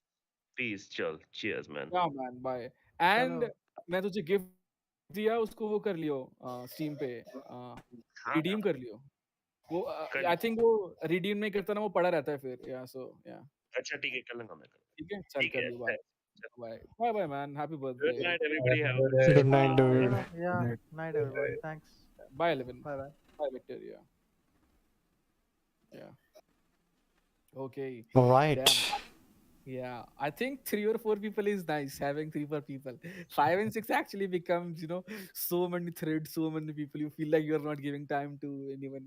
Yeah, it's good. Three, four people is So nice. they're real authority. Yeah, there are My, gods. oh, my character thought they were fake. That's why he left. Damn, I was gonna bully. I was They're supposed to being mean. bully Does Arachnid. Thorin? I know, Does right? Thorin? I was gonna bully Arachnid. Let's type in the chat. Okay, Elwyn got scared. He was gonna get bullied next. He went scared. Renki's on Bullied. the same wavelength as Adina. That I Bullied. just look at Adina and like, yes, we're in agreement. They're so mean. It's so All right, so ridiculous. Adina, what's up? You feel very confident that you're able to, go through the shadows, and even though it's fucking 10 in the morning, you're able to, find perfect spots to hide, perfect places to duck down, and you do feel there are like eight guards, four in the court of air and four or five situated on the top of the first Can floor I of the. make a distraction? Yeah, what do you want to do? Ooh. How distraction? uh, What? fire can't spread, so I can't say if something's on fire. Ah, You can create a fire if you want. how the fuck would I do that? That's up to you. I mean, if you Have- were Victor, I would have just said, "I- go give a roast It's to not like someone." there are any enchanted pages lying around all over this place. Uh, I mean, let him try. Let him try. if only there were. Let him. But- Go ahead, create a fire. Yeah, let's see. Yeah, if you wanna do that, you're free to do that. yeah, let's go. Okay. You see there are a couple of people with the normal white colored robes. You feel like they are busy with their notes. They're going from gatehouse to either the hearth, the inn, or the tower of Pelagogi, or even inside the main Candlekeep. You do see they have some papers with you. Do you bring out your own papers or cloth or whatnot, or like what is the idea? How do you intend to start this fire?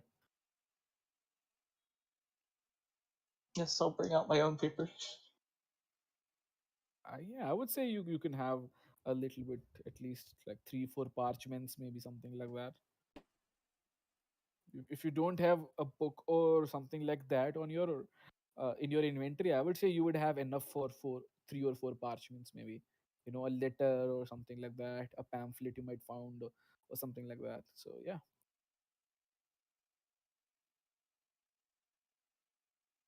So now how do I create a fire? Uh, fire. Yes. How do you create it? Do you have anything in your inventory that? I only have like no. I like Okay, how that. Adina just goes there and says, with the power of words, I can create fire. Yes. Or I could just scream and go, I'm lost. Find my mom. You know what? Let's do that. That's safer. I'm going to stop hiding, run, and go, I'm lost. I need help finding my mom. And then just keep on running to Okay. Uh, why don't you make a performance check for me? the performance. Great plan. Yeah. Going so smooth. Hey. That 15 is a Oh, respectable one, damn, eh? that's Yeah. All right. So yeah, what do you not say? bad. What kind of demeanor and words do you say? And are you trying to create a ruckus? I'm lost. Where's my mom? Holy shit. So you do that. You do that. You feel like seven or eight people you were going to different places to study. Okay, let's emphasis on the word study. They look at you having, some people are able to look through your trying to be over the top, or some people actually like give that eye, oh shit, poor lad. But for the most part, people are okay, some weirdo, what is he doing over here? And then one of the folks give you a look and he says, shh, it's a fucking library. Go talk to the guards. What you doing? I've got an exam. Supposed to create for this apothecary. Come on, fire. And just turns around and goes around. Great plan. So I'll just hearing this, I'll be like, great. Now we Adina's have lost. lost I have children. to help. This is amazing. Now you're mean and you don't know how to find parents. Amazing. Can I pretend that Renki's my dad? Will that work? Is that a facade? Maybe my character's just being so stupid. He's like, let's do the stupidest shit. It'll work. Yeah, you can try.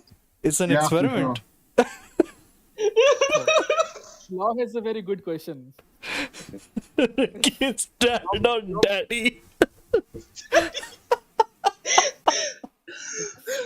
Hey, listen. Out of character, this is not the first time I've been a dad in a campaign. Okay, A dad or a daddy? both.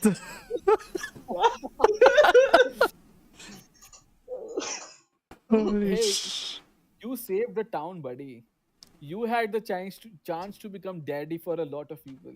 You just decided not to pursue that option. Yeah, that's true. Renki is not that character You yet. had the chance. Yeah. Yet. Yes. Mega swap के नाम में swap इसलिए है bro. He has to swap one day. He has to swap. I don't even know what that means, but it sounds funny. Yeah. Swap between dad and daddy roles. Exactly. So I walked back into the room, very Huh? stylish, and go, Yeah. Dad. I found my dad, and points at me. And I just peek my eyebrows and so we're going with this now, I say to myself. Son! Dad! Come to me! I Didn't he just leave? Why are you calling him back? Yes, yes, very nice. What a nice family get together. Now, can we can we resume what we were doing? And the senior old man talks to you. Who? you you just know how to make families cry, don't you? If the Yeah, family you're in assuming the worst in everyone, if the including this family in father and question daughter. if the family in question is up to no good, well, I do take pride in a duty well done. Hmm. But I'm obvi- 8.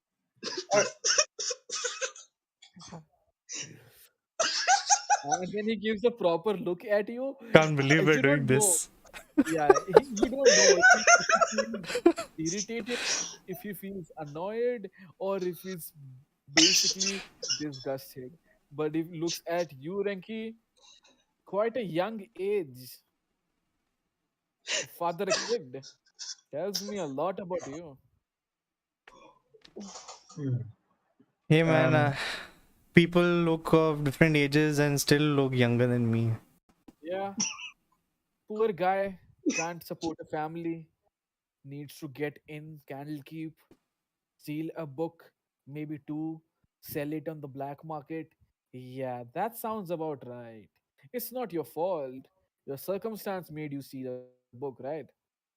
And then he asks you a question. So, what's up? What did you try to do here? So I've been in law enforcement myself. I've had to police communities. You are assuming the worst in us. He was a soldier. That Elwyn. that that's right. I thank you for looking right through me. Yes, that's exactly what I'm here for. Please don't. Please, for this moment, I will introduce myself to you. I will talk to you personally. And he's basically doing the very Delhi, "Aap idhar aiye, na sir? Aap idhar aiye." Like, please come. Like, Okay. please, we can just have a conversation. We are possibly from similar backgrounds. We might have things. Can you just talk to me? Conversation in good faith is all I ask of you. Meanwhile, in the background, Claw just has like a shaking fist because he saw that Renki was upset and he's just like trying to control himself. But I'm you gonna can give just see the Renki aura a of like, cookie. his anger just building around him. Like in those old animes where when one character is angry, like just the light just gets out of there, it just becomes dark, kind of Yeah. like that. Yeah. Oh, Ah, that, buddy, I would love to have a very nice chat with you. Well, after our conversation ends here, anything else you want from me besides the conversation? Because this is happening. Uh, Thorin, if you Please, want, please. you can make a charisma check, just a general charisma, or no, you can make the what's the check? Motivation. Oh no, sorry, the word is going. What's the opposite of intimidation? The convincing check. Persuasion. Persuasion. Persuasion. Yeah, you can go ahead and make a persuasion check.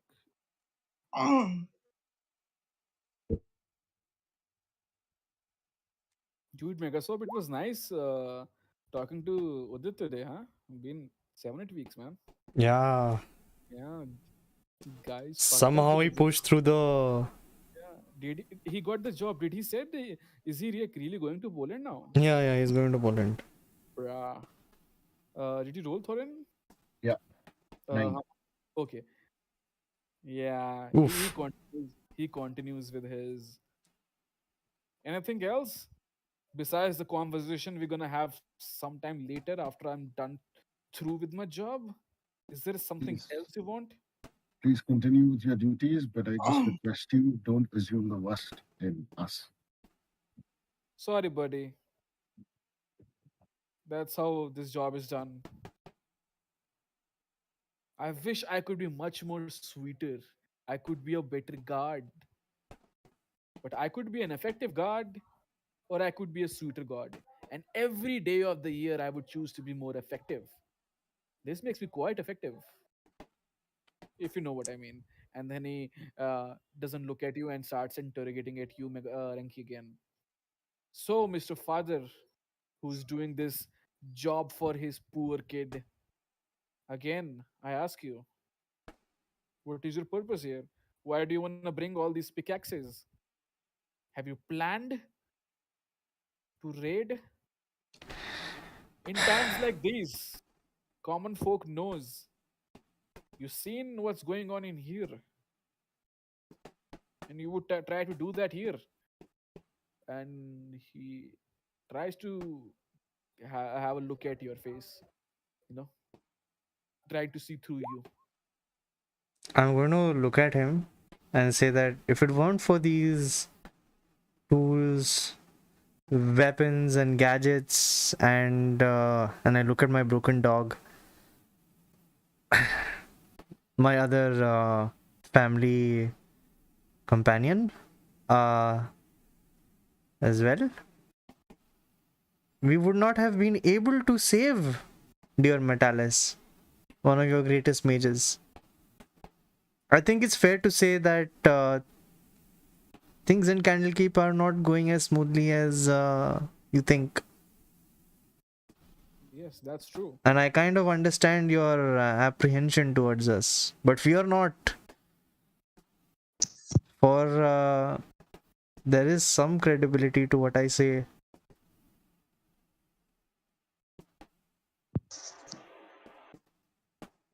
Okay, okay, I'm sure you must have heard that Metalis got out from a couple of heroes. okay. That's us. That's Victor. That's Elwyn. This is the greatest scientist in the world, Renki. This is my son Adina. This is my dog Lockjaw, and we have Make a two new companions over here, Claw and Thorin, who would be accompanying us in more of these problems that you've been having. make a deception check when you said that was your son. Oh no! I was adopted. I was Starts crying.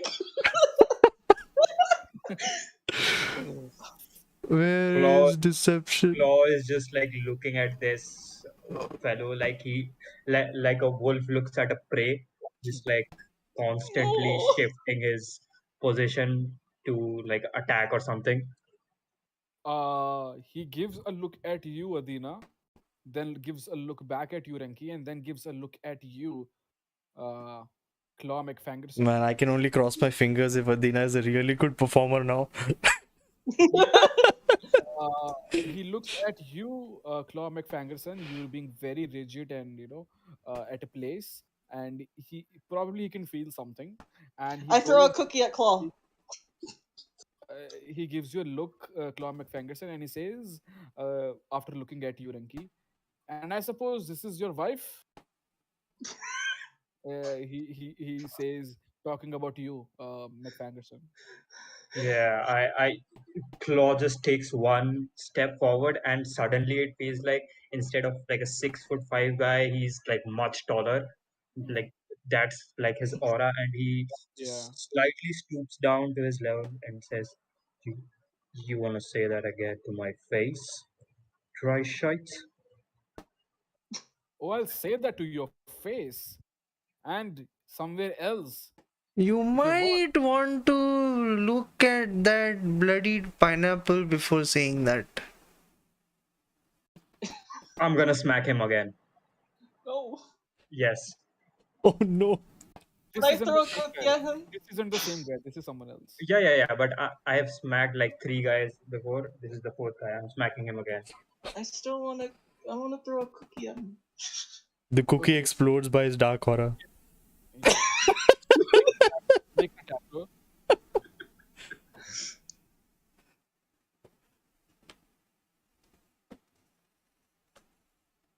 That's the nat 20. So 24. Okay, so I Oh roll my to see god! if he was able to Dead! intercept it. Then I would have asked you to roll an initiative check to see who goes first. But yeah, give me a second.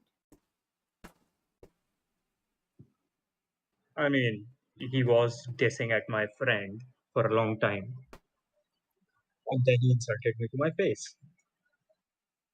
Are Smack you in the his knees. wife? Yeah, now that's taking it far. Like, look at him. So, do you bend down and then headbutt him, or Oh do no, you? this is like a complete backhand to his face, Oh, probably. Oh, backhand. Nice, Like a okay, proper. nice. great, The Like great. Archie slap, the only way yeah, slap. this Go ahead, Lovely. Awesome, this make is awesome. like this has Approved. more force than Amazing. the spike that uh, McFangerson did with the pineapple. This is way more force. This is like he means it. go ahead, man. Do the damage. It This it so hit. it's double, right? Because Yeah. it's yeah. So that's four damage. So that's 8, right? Because you don't roll for unarmed. No, you do roll 1d4 damage. Oh, okay. Please roll that. Yeah. Just click on that. Yeah. Just click on this unarmed strike in roll 20. It'll do Yeah. it for you. Thorin, in the chat, you see the words unarmed. No, because in D&D Beyond, it just shows 3 bludgeoning damage. No, that वो bracket में लिखा रहा होगा 3 bracket में 1d4, right? No, it just shows 3 because for unarmed strike, you don't roll anything, I think. It's just 1 plus your strength bonus, which is 2 for me. So it's That 3 and it's double of 3, so okay. I'm confused. 6. Okay, I thought you were a monk. You were a barbarian, right? I think yeah. Yeah. My bad. For a moment, when I read an arm strike, I thought you meant, Okay, then yeah. Yeah, sorry, my bad. I thought you were a monk. You were doing the Yeah, monk's. so that's 6 for Yeah, the. yeah. No, so that's gonna be 1 plus 1 because you are getting one. So one ka double go two, and No, then no, no, no. I, right. I don't have to roll a 1d4. It's just 3 naturally for me. Wait, I'll show you. I'll share the screenshot. No, that's what I'm saying. Plus two would be coming from your strength, I think, because one is what the damage is, and plus two would be coming from your strength. So that Yeah, becomes sure. three. So Yeah, when yeah, we yeah. double now, we double the No, what I'm saying is you don't have to roll a 1d4. For an unarmed strike, it's normally 1 plus whatever your strength score is. You don't have to roll a 1d4 or anything. got that. That's why I'm reiterating it. You are gonna double one because one is what you are plus two. We don't roll the modifier. Oh, sorry, we don't No, double the modifier. but for unarmed strike, I don't think you take the modifier as something else. This is just for if you do an unarmed strike with a nat 20, it just doubles it because it's a very small thing. I think that's what it is. I'm not sure though, but it's okay. Yeah, you're gonna take one and you're gonna double that. Yeah, sure, sure, sure. So Chalo, it's koi gonna na. be two plus three. That's gonna be five. Yeah. Yeah. So yeah, you absolutely duck him in the face, in the jaw. How do you plan to do this? Yeah, this is like a proper backhand slap to his face while stooping. So Big this slap. has like an arc to it. Yeah. So you guys see, as this guy talks, Kinda classy for a barbarian. yeah, as you see this guy talks to your Claw McFangerson barbarian friend, there is quietness, there is stillness. He takes 1 second, then another second, and the third second he attacks. He extends his arm. It's almost like he encompasses half of the fucking room. He takes his hand back and then just fucking decks him like anything else. Backhand slap him, just like some anime villain, and he just hits him right on his face. The guy just takes the blunt of the damage right on the face without moving a little bit. And just like anime style, after 1 second, he just crumbles on the floor like a damn tea biscuit. He breaks apart in two, and he just after 1 or 2 seconds of not reacting, he just goes down. It's almost like he backslapped, hit him right into the nerve of the neck, and for a moment he goes dizzy, and he just gets on his floor, almost out of his wits, out of his senses for a moment. And yeah, the guy goes down.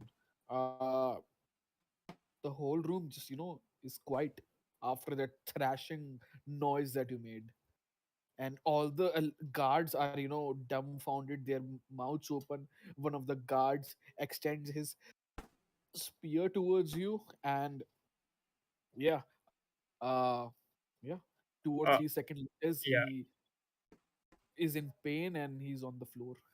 the guy who like points his spear at me, I look at him, just leer at him for 1 second to show him that I'm giving him a second to lower it down before I move towards him.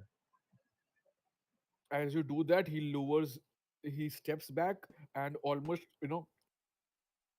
almost like drops it for a moment, and then he catches the spear again. He backsteps, almost drops his spear, and then picks it up again. I, And yeah, I'll come to Claw and I'll put my hand on his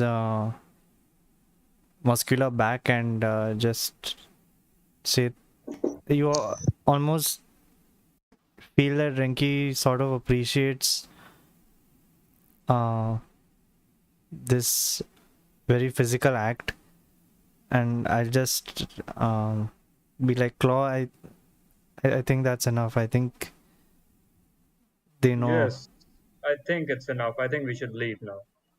I've had a lot of time here. I don't think we should stay here any longer. We've got a job to do. Yeah, you're right. We have a job to do. Metalis, And I hope you can fill them in, and we have a contract anyway. And I don't think these guys are gonna stand in my way. And I just like give them a slight look. As you Uh, say that, these guys aren't gonna stand in my way. The other two people just, before you even start like finishing half of your sentence, they just go back like a good 5 feet away from you. At this moment, it feels like they are touching the wall, like they are ready for examination for proper pat down. Yeah, going for examination. So good. If you tell them to bend down and cuff for you, they will in that moment. They are, Oh they are, no. Damn. Can I? go ahead. Did you see? Bend down and cuff yourself. Do it! As you said, like a royal teen demanding his guards to his workers to do it, and yeah, one of the guy actually bows himself. He doesn't fully 90-degree bends, but he like bows down a little and just goes 5 feet back again. mm. Yeah, at this point, Claw is just like Damn. walking out and Just just like that. cracking his knuckles while he's moving out. As you said, the pineapple guy, the purple guy, Mr. Handjob, who was once again pineapple person, he gets up. He fixes his jaw and he says, "Well, I suppose I've got to meet an example of you. Am I not?" And he gives you a look at this 4 feet 8 inches guy. He's staring you right at his neck. Like you do feel a little chill when he says that. His voice has conviction when he says that, and you do feel, oh, that he seriously means business. And then he brings out his hand and gonna, okay, 10 plus, what's your AC, Claw McFangerson? 16. Okay. So he rolled a 10 plus 5, so 15. So as he says that, right on top of your head, you see this yellow, bright colored, reddish light come descend on your fucking head out of nowhere. Uh, uh, Give me a second.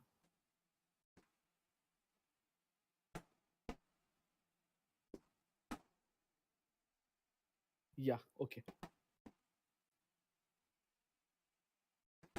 Yeah, so the light descends right on your head out of nowhere. Like out of nowhere, suddenly there's brightness all over you, and you just move. You're like surprised for a moment, and you move a little bit, one step closer towards the guy who's like two and a half foot away from you. You just move one step in his direction, like not even caring what the fuck is going on, and you just move one step closer. And behind you, you feel there's a flame of wave of flame right behind you. You can sense warmness or something burning behind you, but for the most part you feel okay. Thorin wants to go and grapple this guy. That was a message. Next time it's gonna be direct. You're gonna face, you're gonna really come in my place, and you're gonna face me, deck my colleague in front of me. Oh buddy, you have no idea. And then next moment you feel his body around him, that huge 4 5 feet pink colored hair just appears again. This time, this 5 foot hand is gonna deck you. Oh Pick, yeah. pick that man, apologize to him, or I won't be taking any of that. Mm. Do you see me Move shivering with on. fear? Oi. Great, great.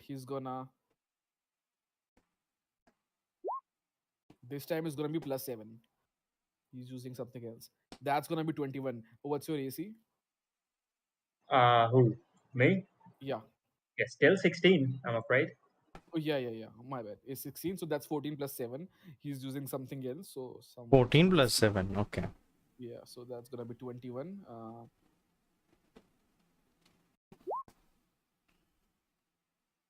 Sorry, that's supposed to be 2d6. So that's gonna be 9. He hits you for 9 fucking damage on your fucking face. It feels like a 5 foot fist just comes, travels 20 feet in the air, and decks you right in your fucking face. You visibly shake. You feel like your skull is broken from the inside. Impact is huge. Imagine a JoJo's Bizarre Adventure. A stand appears and hit you right in your fucking soul. It hurts Yeah, so bad, but you are a man and you take it. Let yeah. me know. Let me know how you take it. Do you exclaim in pain or not? I feel you won't. Nah, I think Yeah, with Claw, I don't think he's gonna like shriek or shout. I think he's gonna smile and what I'm uh, thinking. He's yeah, smiling. and he's gonna look at this whatever it is and say, "I'm I'm not gonna enjoy what I'm gonna do next, but I think it's gonna be necessary." And with that, I'm gonna try and shift. Oh boy. Yeah, you can. What do you Yeah, shift it to? The wolf? I uh, well, I am a wild hunt barbarian, but Right. I am yeah. So I'm gonna look a little bit. It's a little bit of an amalgamation between a lion and a wolf. Mm-hmm. Yeah, so it's his where he didn't have hair. You see short, like a short vein coming out.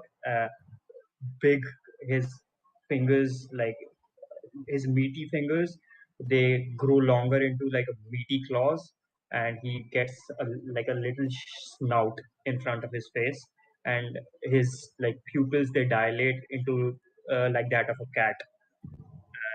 He just smiles while a little trickle of blood just gets down from his mouth. Damn, nice transformation. So, folks, do you remember yesterday, last session, how Adina just did his transformation?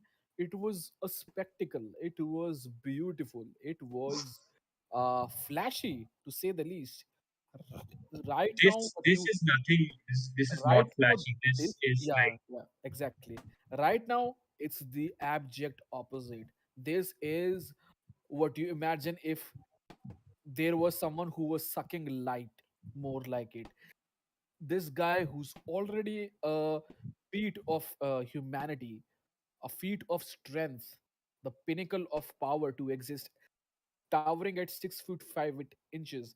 This guy just gains bulk right in front of you. His muscles twitch, his hands twitch, his shoulder twitch, his face twitches, and suddenly there are hair, more whitier hair, like almost like a lion's mane, starts to appear on him. His muscles, after twitching for 2 or 3 seconds, they start to bulge. There's more weight, there's more depth and vigor to him. This guy, fish covered almost, in blood right now. He opens his fist for a moment. You see his own nails have dug into his own skin. There is blood over him. Some from the blunt force trauma that he suffered, some from his own nails impaling him. This guy doesn't give a hoot. He's ready to go on and deck this 4 feet guy right into his fucking jaw. Uh, I would ask of you to please make a initiative roll for me. If anyone wants to join, they can as well. It's their time to join if you want. Let Yeah. me. Uh, Oh, whoops. yeah. I am definitely joining. Oh, okay. This is. It's about weird if it's Claw about didn't join. time somebody taught these assholes some sort of politeness. Yeah. Can everyone Seriously. please? Can everyone please uh, click at the tokens and do it again? I'll write the Oh, initiative that I you have. fired my crossover. Never You mind. Oh, have. I rolled well. Yeah, that's what I'm saying. Please roll again, and I'll make sure it corresponds to what we got in chat. So your 20 is Initiative. Okay. gonna be 10, 20. His 10 is gonna be his 10, and yeah. I don't have a token, so you're gonna have to put it yourself. Okay. Do you have a character sheet, Yeah, Claw I McFee? do. I do. I do. Yeah, so let me just pull out your. You can just click at your icon and just bring it out. Let's just bring your token out. Give me a moment. Yeah, Why is it not? Oh yeah, here's yours. tiny. Let me zoom it. Adina, can you uh, click at your name in the chat? Sorry, I'm He burping. I doesn't just had have he doesn't have the I token yet. don't have no, he because I has it didn't have my. in the character sheet. It's attached. So yeah, I brought it out Ah, for what you. I mean it's not on the map. Ah, okay, I can see it now. No, I re. So yeah, I'm gonna make sure everyone's token is a little bigger, so everyone can see it properly. Or maybe My son am I grows up so fast. uh, okay? Where are we? Wait, what's happening? Maybe I've Oh, left. we're over here. Okay, I see. Yeah. Uh, So this is the guy. it's so tiny. Hand job No, face. no, you're the big one. Oh, I have the big one. Yeah, How yeah. do you remove a token? I'm not Click gonna. it and This over delete it. here. Okay. Yeah. Delete. Yeah. Delete. This is Oh, there we go. I okay. did it. So let me see. What was your token initially? Uh, Oh shit. Claw The 11. McPherson was 4. I'm gonna 4. Renki got a 4. Thorin got a 20 again. Did you get 20 again? Oh, I didn't. They just picked this up by themselves Oh, right. because I had clicked on my token. And Okay. So Renki's at 13. Let me check. Wait, Renki is supposed to be. Renki's coming twice? What? Every single time I re-roll, it just goes up by like a little. Funny. Please Sag. don't reroll again. Claw, Adina, let me know. Yours was 10, right? Please don't roll again. It was just so it comes over here. So I'm not using the extension today. So give me a moment. I have to do everything Okay, I was confused. I thought you were manually. asking to re-roll Claw them. is supposed to be 4. That's a 4. Renki is supposed to be 4. That's a 4. Uh, Thorin, how much did you get? Okay, so yours is coming twice. I think that's the issue. Yeah. I see it only once. Yeah, even I see it only once. No, I just removed it. It was showing twice. Okay. I just removed it. Okay. So give me another second. I'm gonna roll for the other guy. And, oh shit, man! I don't have the extension ready. I'm just gonna have to not waste any time. +3. So that's gonna be what? That's gonna be 8 for him. Okay. So I'll remember it. He goes right in between the four of you. Okay, Thorin. Yeah. It's happening right in a in right, so technically it's a bar fight, so everyone is in every, everyone can move 30 feet, so everyone could go and beat everyone, so we don't need a proper map. Let me know what you're doing. You just turned into a leonin hybrid, and go ahead. I did it. Uh, That's Claws turned into a leon. Oh, my bad. My bad. Sorry. Oh, my bad. Sorry. Yeah, Thorin, you see your face get dunked by this guy. No, The nothing second happened to me. no, Nothing. Thorin, you see your friend. I mean, Claw. Yeah, exactly. You saw your friend Claw getting ducked by this guy, unfazed. He transforms right in front of you, moves a step back, evading the fire, and he has a menace in his eye. He wants to settle the score. You see your friends getting quote unquote racially or unracially judged according to your standard, according to whatnots, but you don't feel comfortable the way these people were treating you. You at this moment, what do? Do you bring out that rage inside of you too? Do you help your friend? On the top of the round, please let me know what you do. Adina, you go after him. Think about something. Go ahead, Thorin. Everyone So is I've everyone just goes back. I'm sorry, everyone goes back. Let me set the stage, my bad. Everyone goes back about 7 people. There are 4 of you, and then there is this guy, so 7 seven, eight people goes behind. Then there are four guards, fifth of this person, and the rest of you. So this room is crowded by like around 15 people, and most of everyone just goes back. One of the guards is not moving; he's staying where he is. After seeing this fellow, the senior guy is still on the ground, and the one that Claw and Adina joked and intimidated, he's just gone behind. So this guy and one more soldier is up. So you know what? Let me know. Let me know what you're doing. Thorin is going to move up and grapple his guard, the head Okay. guard, the one who just slapped Claus. You mean hand job? No, no. Ranjab didn't do that. Hand job decked our friend Claw. Oh, Hanja was the one who woke up from the dead. I missed Yeah, that. I was gone for 5 minutes. Yeah, yeah. yeah, yeah, Handjob was the one who got up, and he was Oh, the and he yeah, yeah. wanted to get revenge on Saleh. Claw.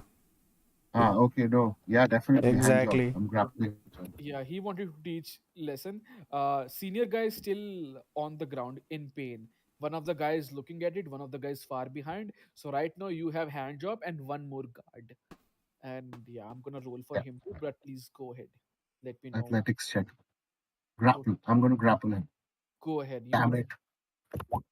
But you have to also roll. Oh, yo, +6. Damn.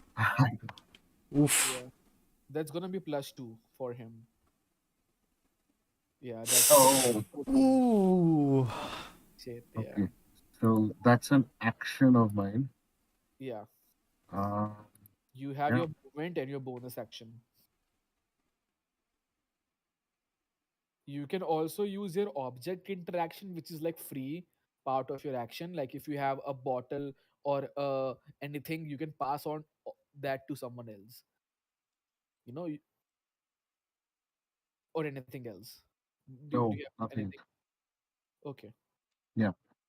Do you move, or I would say, like I would assume you would have to come closer to him. Yeah, I am right next to him after a failed go. Yeah, yeah. So let me remove the tokens a little bit. Let me move them here, and this is what I imagine. He's in the room. You are a little there. Let's put him out here. He's right here. Adina is right here. This is right here. Sorry, give me a second. Okay.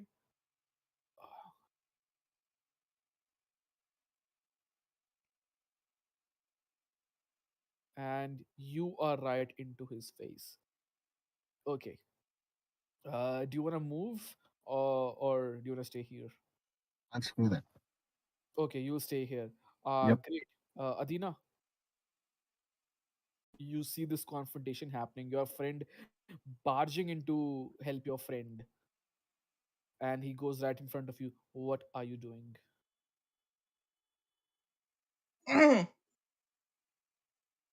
Yes. Isn't the mean guard still in pain on the ground? Yeah, yeah. Guy who was interrogating. Yeah, he is in the pain on the ground. Is he dying? Is Doesn't he look like okay? he's dying. He does have blood on his mouth, and he's in pain. Doesn't look like he's okay. I mean, he'd be pretty fucking weak if he died with one slap. Yeah. I mean, average people Yeah. have. It wasn't a slap, it was the slap. Yeah.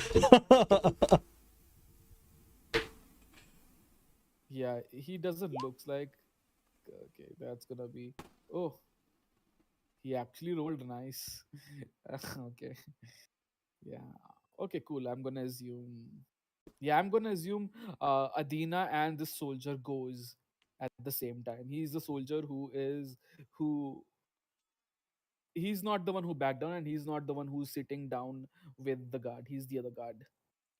So this guy who got a little uh how should I say, he got a little encouraged after seeing this guy take a stand. The soldier, the guard, this guy gets up and he's looking straight at you, Adina. What are you doing? Let me know. This guy looks like he's looking at you. Well, the person in pain, I kind of want to help them even though they were a bitch. So, You're free to do what you want. Like, Yeah, that is what Adina yeah, would. this is not like you're fighting a evil entity or like a creature of abyss. You are interacting with a human, so you don't necessarily have to do fighting. If you do this, other people might also see and feel like this was a misunderstanding or something like that, or whatever.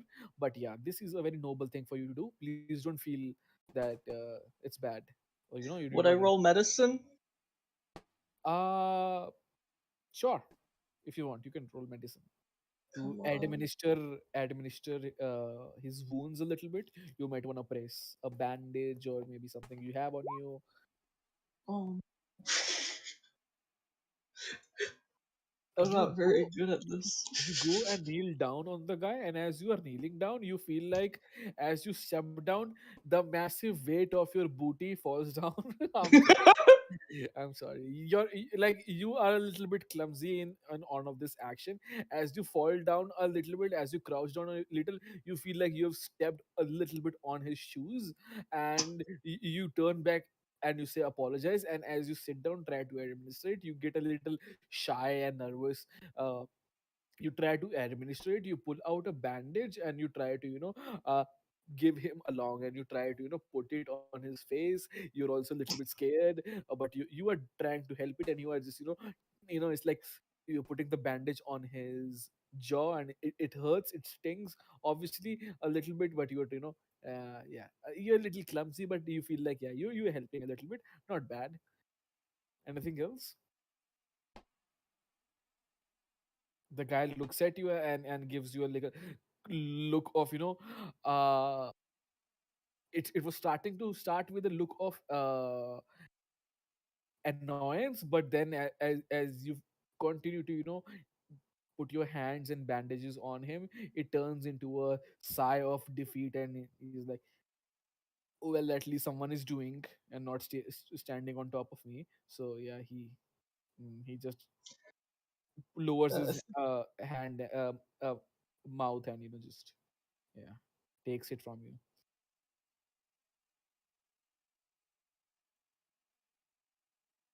I think that's all I can do.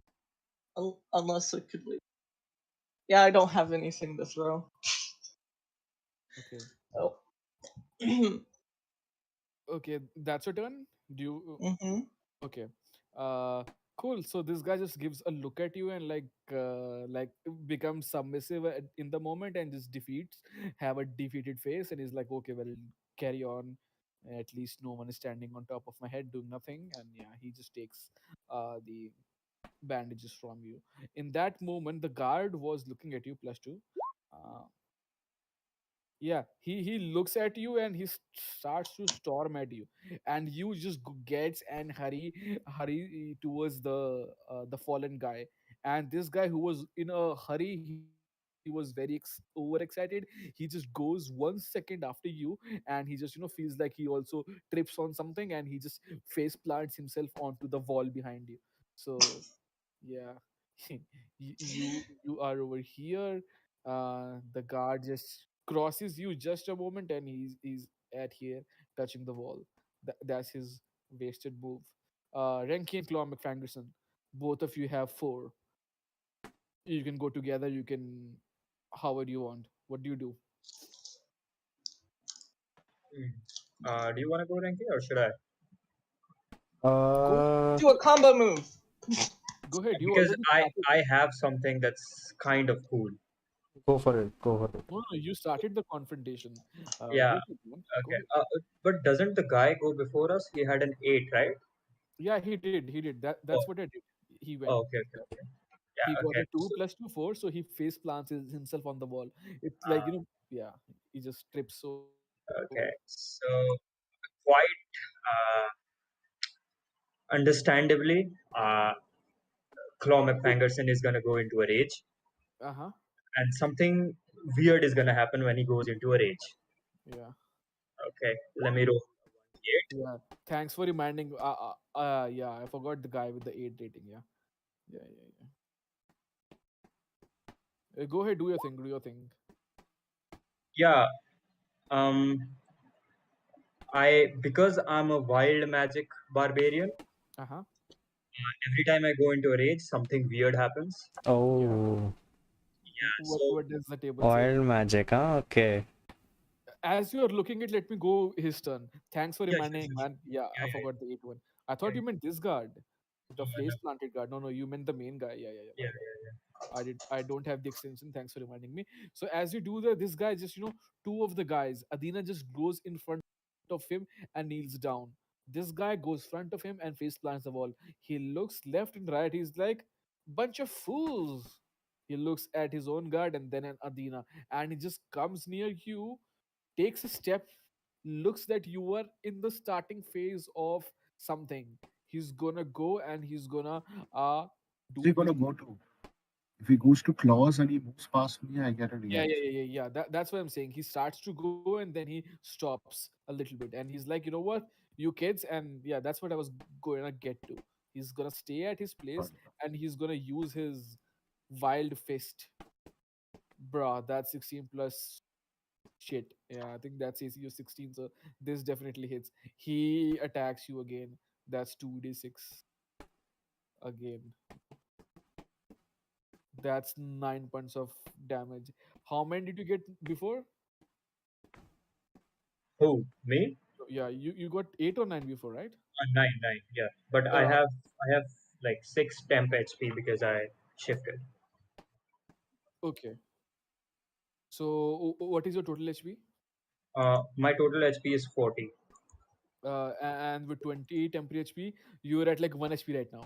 No, I have 40 hit points. Oh, Yeah, okay. I got so I was at 31, but now because I had 6, I take 3 damage, right? Hold up. When did you get into the rage? No, no, this is the shifting thing. The Okay, shifting gives me plus 6 temp HP. but you won't get half damage, right? That's what I'm saying. Yeah, yeah, Half yeah. I won't get half damage right half now. damage happens on your On next turn Yeah, on when I go into age, but when he's you go going into. before me. So Yeah. yeah, So, are you level 4 right now or level 3? level 3. Okay, so you are at 40 HP at level 3. I'm Yeah, glad it's not like 19 or 18 like Elvin. no, no, So no. that's 18 points minus. You had 18. 6 temporary. Give me a second. You have 6 temporary HP, right? Yes, I have 6 temp HP and 40 normal HP, which was So 31 right now. that's 9 plus 9, 18 minus 6. Yeah, So you get total 12 HP off. So you are at, right, 28 HP, right? I'm at 29, I think. 6 HP gone. Oh, right. 29. My Yeah, bad. 29. Yeah. You have 29 HP. Great. yep.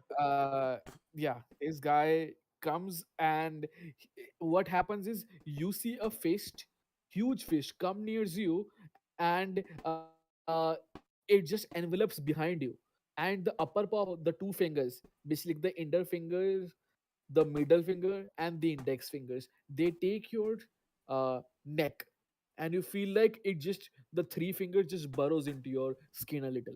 It's not like a knife getting into someone's skin, but imagine someone has put a 10 or 6 kg dumbbell on someone's head. So those Mm. three fingers come and they just like drops on your skull, and you feel heavy shit on your head. You take damage, and yeah, Hmm. what do you do? You So should I take the 5 or the 8? Because I didn't see the 5. It rolled twice for me. The wild search. It's uh, your take your 5, take the first Okay. one. Okay, sure. So you see that as like Claw goes into a rage, his like eyes start to glow completely blue, and uh, blue lightning starts to crackle around him. Great. And yeah, and something's gonna happen. Uh-huh. Yeah, I'll tell you as soon as it does. Yeah. Yeah, it's something that has to be initiated by someone else. Great. Yeah. I get a reaction attack. No, no, no. This is anytime I get hit, uh, I can direct some magical energy at them. They take some. The magic in me lashes out in retribution. Oh, it's like Yeah, Hellish Rebuke. yeah, but it's like It's like a normally I reverse don't. magic. I get it. Yeah, I get it. I get it. yeah, Interesting. yeah. So now that I'm in rage, I'm gonna attack him At third level, I can attack them once, right, or twice. At fifth level, you attack twice. Yeah, yeah. Okay, fine. I'll attack him once, but I'll do a reckless attack, so it's at advantage. Yeah. Uh,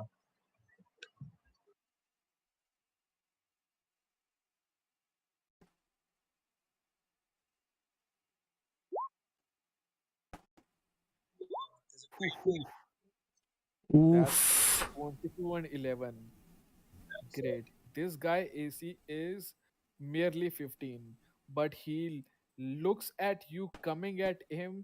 He's gonna pull up his shield, and shield gives a +5, right? yeah. So So his it's still is it gonna still be, hits, right? yeah, his AC is gonna be 20. So yeah, let me know how you hit him. Yeah, I'm gonna use my great axe. Great. And yeah, how you hit him. Yeah. Where you Uh, active. yeah. This is just gonna be like straight slashing at him. I don't care anymore. Right into his chest. Yeah. Just fuck Yep. him over. Yep. Okay, go ahead. So as you come over, Lagavulin is standing front of you. So Lagavulin moves just a smidgen to the left. You have him facing right to the step. Lagavulin doesn't move backwards. Just curls around him to the left. He goes a little left, like sideways to the guy. So no attack of opportunity, nothing like that. You turn and now you face him completely, and you brings out your fucking axe right into his fucking. Do you want to split him in the half? This Hmm. guy coalesces a magical shield with one of his hands. This blue mystical aura appears right in front of him. But you are devoted and determined to break his guy's ego to the fucking ground. You want to annihilate him, put this guy to shame, and most likely to the bed, permanent bed if you can. Right now, you are, and no magic can stop it. And the shield breaks. The magical, mystical, blue colored shield comes around him, envelops him. This guy gets very cocky, very confident in his abilities. Pretty strong guy. You know it too. But this moment, nothing is gonna come between him and the magical energy. It just breaks. Like it's like you can hear the crackling noise, and it feels like the shield just goes inside him. You feel like it's gonna do a lot of damage. You feel like the shield helps just a little, but yeah, please go ahead, do the damage. Yeah. The damage came out as 4. I don't know why it's rolling twice. It came Yeah, out as 4. yeah, it's all good. So that's with the modifiers, right? Let me hover. Yeah, it says Yeah. 1d2 if Yeah. that's 2 Yeah. 4. Yeah, not bad. Yeah, it's good that I already said that, magic stops little. So yeah, we can say that, role play wise, uh the magical, it would have been, a 10 plus 2, but the shield took blunt of force of the damage, most of the damage. So you were able to, a little bit of shield, axe, great axe goes into him. He does take 4 points of damage. Not bad. You were able to Yeah. break the guy's fucking shield. As a Yeah. action, Claw is gonna sneer at him, just like get right into his face and sneer. Put his guard down to show that he's not afraid. Great. uh Renki and yeah, sorry, Renki, your turn. Claw, do you want to do anything else? No, that's my turn. Okay. But I am like standing right in front of him. Yeah. Yeah, so Thorin, I would move him just to the left. Both of you are in front of him. So, both of you are in front of him. Both of you are covering him. And yeah, Renki, what goes you, buddy? So as Claw charges for this guy, Hmm. I take out my crossbow, and in unison I shoot my crossbow as he charges in rage, and I aim directly for this guy. Okay, roll for your crossbow. Roll to attack. That's a 21. Great, his AC is 20. 21 hits. 15 plus 5. I mean, That's go ahead. 9 piercing. Nice. Where are you trying to attack him? Any? Please be a little descriptive uh, in your words. Uh, where is he currently positioned in this place? He is like right in, like a little bit in the middle of the room. middle to the little bottom, like inside of Okay. the room. So he has the wall 2 feet behind him. He has the wall. There are patrons. Most of the patrons have gone to the left and right side of the wall. There is one guard who is taking arms, who face planted himself. So he is quite open right now, but not in the traditional sense, because both two of your friends are here. So I think you have to move a little bit to the right. So you can move to the right and you can uh, puncture him on his stomach, or his right side. He he is a very small target, because he's onto the Okay. left side of you. So I want to hit him. Mhm. I'm aiming for his shoulder, right shoulder, Yeah, yeah. Shoulder. and yeah, and I'm trying to like put enough aim onto it so that he can sort of get pinned to the wall if it's Okay, strong enough, or at least okay. push him back, kind of. Yeah, so I yeah, forgot to tell one thing. My attack would have been 4 plus 2 because I'm raging. So plus 2 to all melee attacks. all good, all So good. Yeah, it would be 6. yeah. That would be 6 and a 9. Yeah. So you do that, you get a little right to him, you circle around, you have your crossbow out, and you are aiming down the scope. You are looking to puncture this guy, make sure his hands that is casting the magic, something happens to him, and that's good.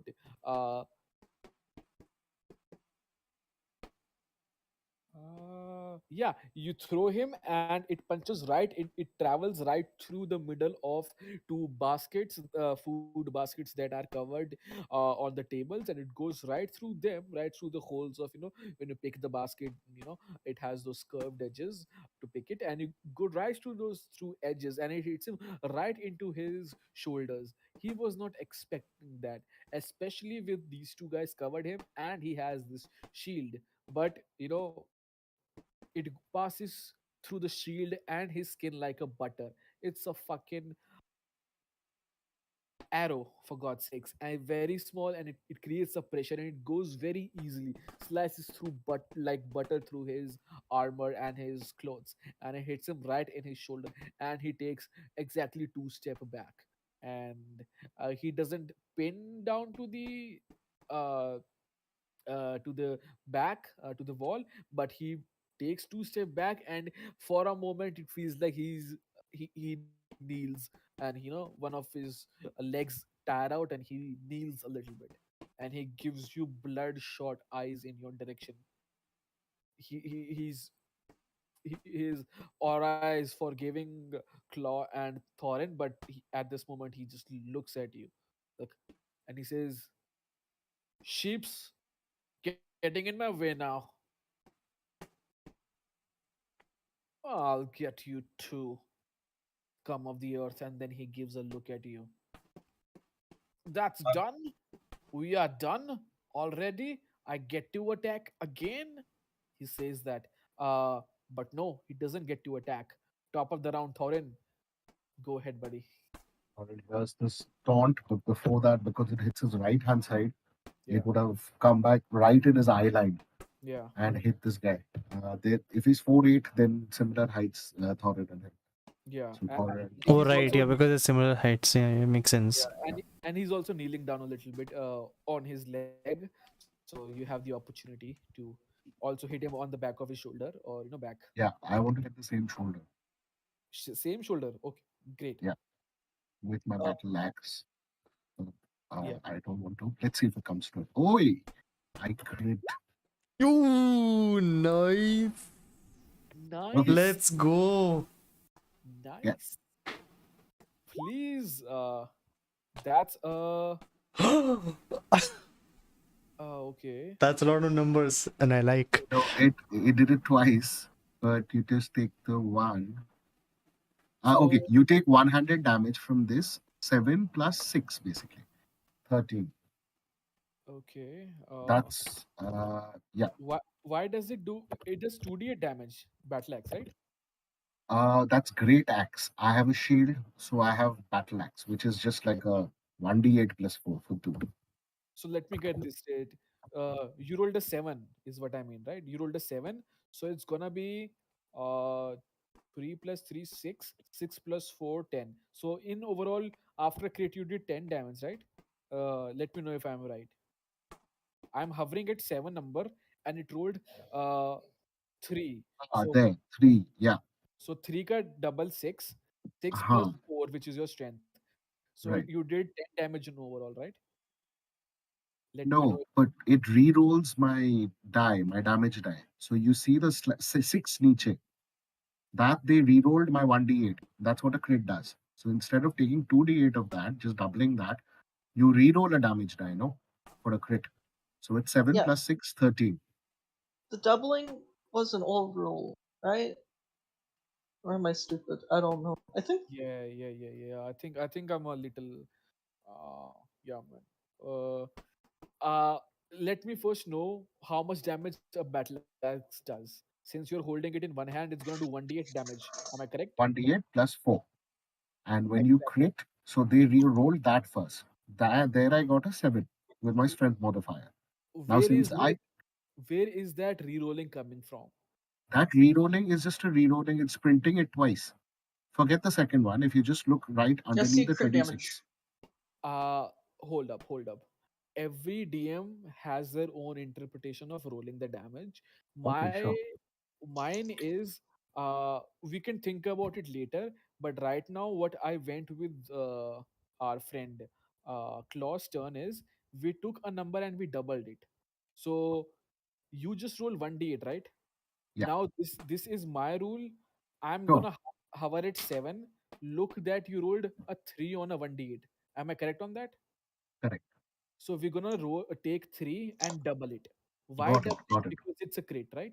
Got it. Got it. Got it. That's So your rule. That's your rule. 3 ka double 6 and 4 doesn't get double is what I mean. Yeah, So yeah, yeah. That's that's obvious. that's why I Yeah, said yeah. okay, where is the 6 coming from? So you were thinking of re-rolling it. How many people are there? There are four players and one DM. Okay, I want to ask every one of you, even though Raze might not play with us next time, let me know what do you want. Do you want to double or reroll? I really have thought about it, and I can go either way. So let me know what do you want. We could do any way you want. Adina, double or reroll? Please speak quickly. I don't mind because I Please don't say really one. care about the Please say original one thing. rules. Okay, cool. He's on Bones Cap. Claw, please, very quickly. Double is fine. I'm more used to that. Renki, Yeah, double is fine. Thorin, what do you want? Double or reroll? I wanted reroll, but double is fine. Okay, so yeah, cool. So how I look at is I'm gonna hover at 7.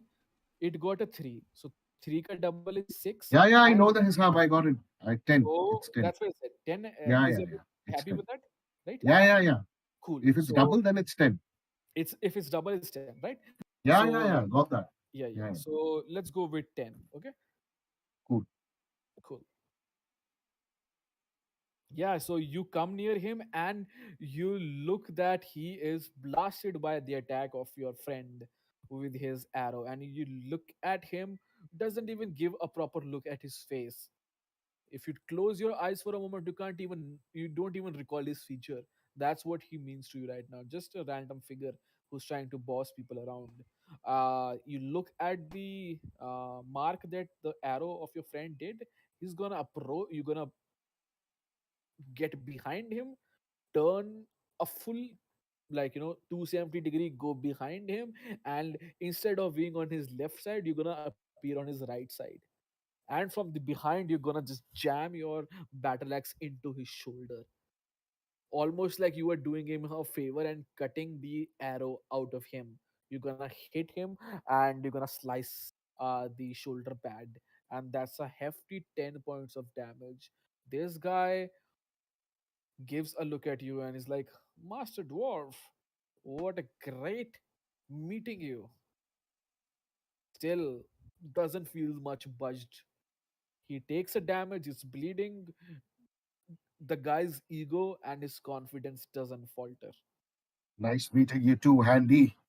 Like I said, my turn yet? He gives a question mark, and he begins to do something. Adina, very fast. Uh, what are you doing? Are Okay. you are you helping him, or at this point of time, do you feel the need to intervene or fight? Intervene. Okay, so how do you intervene? Do you tell them to stop or warlock magic? Okay, wait. Who's? Is it this blue dude? Yeah, yeah, hand job. Oh yes, hand job. Yeah, he's 4 feet 8 inches. Very from a perspective of a human standard, he's small. So he's almost at the same height as our dwarf friend.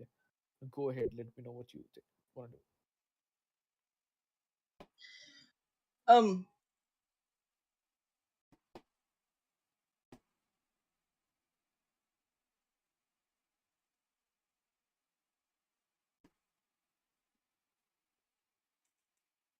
Hello.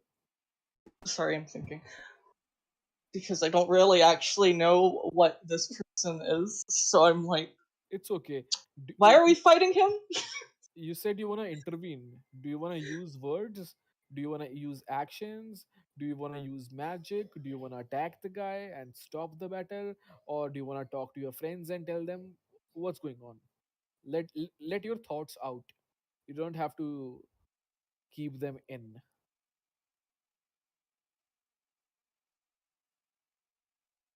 Uh, Some Out of character, he's just been a huge asshole.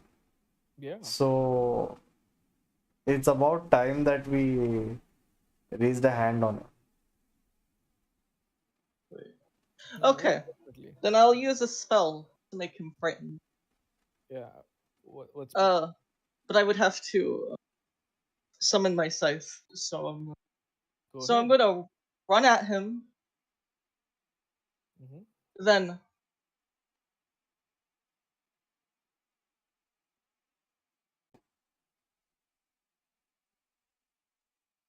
You're gonna run at him and what do you do? It's okay. summon my scythe. Okay, okay, yeah. And you attack him with this scythe. I will use my bonus action Uh-huh. to cast Wrathful Smite on my scythe and then hit him with my scythe. Okay. Can you tag what the spell you are using?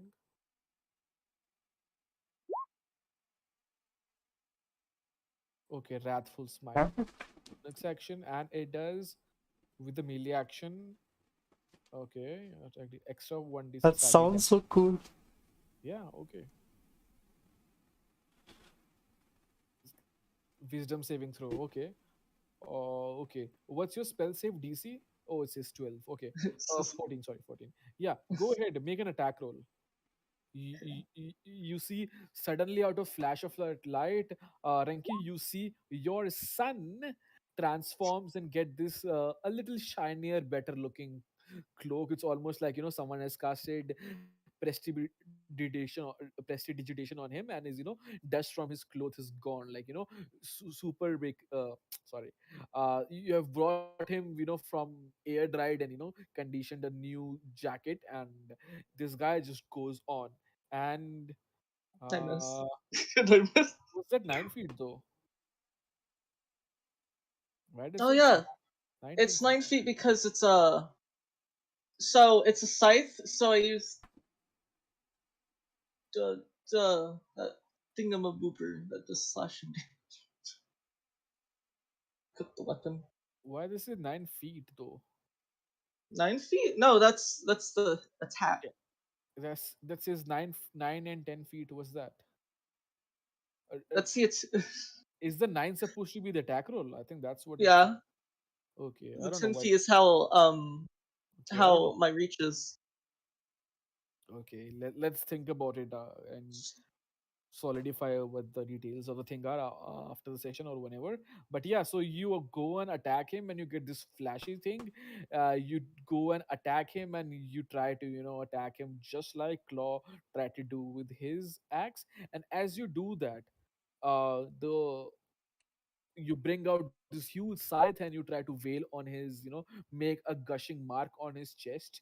The guy's shield, although Claw's axe went through it and it broke some of the shield, it's still on. It's still on.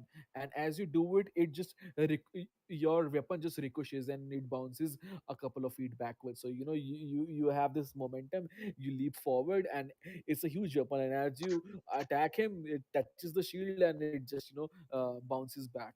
Like you're hitting a cement wall or a concrete wall, and you just go back. It doesn't hit him. I'm sorry. But hey, that was a good attempt. Uh, Okay, so how much damage did he do? That was 10 plus. Okay, let me. And he did 9 points of damage. Great. So I was rolling if his concentration check stays up because he did the Big B's hand move, and yeah, his concentration is okay. He rolled a 10 and 18. The spell stays on. So, Claw, this guy has his hand on you. 3 fingers. Fucking feels like someone has dropped a bar on you. It does feel too much. But this gonna go and look at you and says, it's just a way of teaching you manners, nothing personal. Plus 4. Nope. 3 plus 4. Nope. So Uh, did nope. he try to attack me? Yeah, he tried to attack you and he tried to squeeze your head this time. Okay, one d But six damage. yeah, so even though he fails, Yep. great. 5. Yeah, that's 5. That's great. Can you also post me what you were trying to do? What I'm trying to do? Yeah, with this what this 1d6 is. This is every time someone tries to attack me, they take a 1d6 Copy the attack from the. copy the blurb and share it to me just for my knowledge. Yes. Yeah. So as you do that, he comes, tries to attack you. I have a question though. Uh-huh. Does he takes the damage or does the hand takes damage? I, Because I think the person will take the damage because the hand doesn't have HP, right? no, the hand has HP. Oh, okay. Then I guess And the he hand will take. Yeah, and he attacks from the hand. Yes. So that's why I wanted to. Yeah, I think the hand would take the damage. And as you do that, his hand's grip gets a little tighter. There's electricity coursing through him, and it feels like the hands who was supposedly coming to like press you tightly and tightly press your skull. It gets electricity coursing through it, and the hand just goes limp for a moment, and it's not able to squeeze you out. And then he says, bravo, bravo, something that I haven't seen in a while. And his action fails, or should I say bonus action. He needs bonus action to command, and this time he's gonna do the same thing again. He's gonna put both of his hands up in the air. Finally he's gonna get up from his he was kneeling because of the impact of the arrow. He's gonna get up, he's gonna look up, both of his hands in the air. He's gonna mutter something. He's gonna make a faint action from his wrist, and he's gonna mutter something. Okay. Yeah, that's gonna Sounds be good. plus. That's gonna be plus 4. 14. This is What's your wisdom? my. Oh, I have great wisdom. My wisdom is 16. So yeah, for every one of you have great wisdom, and everyone's lowest stat in my team is probably 14, like 12 or 14. So yeah, Yeah, so this was like a druid. This was a barbarian who wanted to be a druid. So yeah, so 16 made sense. so for okay, so a second, I think I got confused a little bit. You have a 16 wisdom, right? Yes. Yeah, okay, my bad. Give me a moment. 8 plus 4 is what? 12? Yeah, you were supposed to challenge his DC, and his DC is 8, 8 plus 4 is 12 plus 14, 15. I'm sorry, his DC is actually 16. So his Okay. DC is 16, yeah. I did not have to roll that, yeah. He's Okay. not doing an attack roll. You are competing against his saving DC 16. Yeah. So do I have to do something? Yeah. What? So as you do, there's some mist that comes around you, Mhm. and this mist feels like it's a little bit poisonous, and you feel drowsy a little bit. You Okay. feel like falling to your ground, and then as your left leg starts to become limp, you just you feel like absolute the fuck no, not in my shining moment, and you resist the poison effect. Nothing happens. I'm Mhm. sorry for putting that thought into your head, but that's how I do the things. Okay, that Yeah. the things took effect of you, but midway you're like, no, no, no. So yeah, 60. You got 16, and at 16 it fails. So yeah, Okay. the effect does not happen. Yeah. So Mhm. yeah, again he's like, this time he doesn't speak. First time he said na bravo when you. This time he's just looking at you, Yeah. As he's like looking at almost like Claw starts to nodding, nodding salivate. at you. Yeah, almost like he's nodding your strength in this moment. Yeah. Uh, yeah, Yeah, his claw like starts to salivate, just like he is completely in a frenzy. Eyes shining completely blue, like blue energy crackling throughout him. Everybody can see that, and he just starts salivating, and he stoops a little as if he's gonna like strike at a prey. yeah. Lion is coming for the deer. Yeah. Yeah. Okay. Plus Uh, 3. Yep, the guard stumbles over from the wall and he tries to go towards you, Claw. You feel like someone is coming behind you, but your aura is concentrated at this guy. Even if it hits you, doesn't matter. But this guy, like, come as soon as he comes one, like in like 3 4 foot near you, this guy almost again drops his spear, and he tries to collect it, and he tries to attack you, but he just ends up puncturing the air. He's trying to take it over his head and puncture you on your shoulder, like your friends did to him, and you to him. He's trying to do that, but he just passes like 4 or 5 inches before you. So you feel like right to the periphery of your eyes, the right side, you feel this guy, this spear just passes right in front of your chest, and uh guy misses. mm, okay. Yeah. Yep. That's him. Renki and Claw. You wanna go, Renki, or should I? No, go for it. I want to see Go for it. how your salivating finishes this. Yeah. Yeah, he's yeah, as this like Leonin hybrid wild hunt barbarian is like salivating. You see that he grips his great axe even tighter, and then he sort of like imitates the helicopter shot and trying to just cleave this guy's head clean off.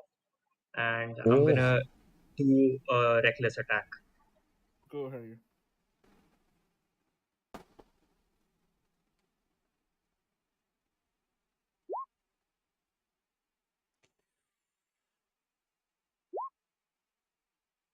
That's a 19. So Yeah, sad. you know what happens when it's a 19, right? no. Huh? Okay, so you Nani? come, you step a closer towards him, and you are bound to do it right now. You have decided. You are very determined. You take a little breath, almost like how golf people decide to wiggle their shoulders a little bit for a perfect aim. You wiggle your shoulders a little bit, make sure your shoulders doesn't have any tension. you know you revolve your shoulders a little bit, and you are down to you take the weapon in your both hands, and you tower over him. You want to smash his skulls. You want to split his head into two. And as you drop it down, in that moment he says, the cat got the cat gets his tongue. And you feel like something around him is shivering. He uses another of his reaction to cast another shield. You hit him right on his face. He isn't phased out. He get a crooked smile on his head. Kids, this is a nice act. I love it. Nothing happens to him. You were sure you were gonna split him in half. Moment later, you feel this blue color energy around him. Oh, I can do this all day.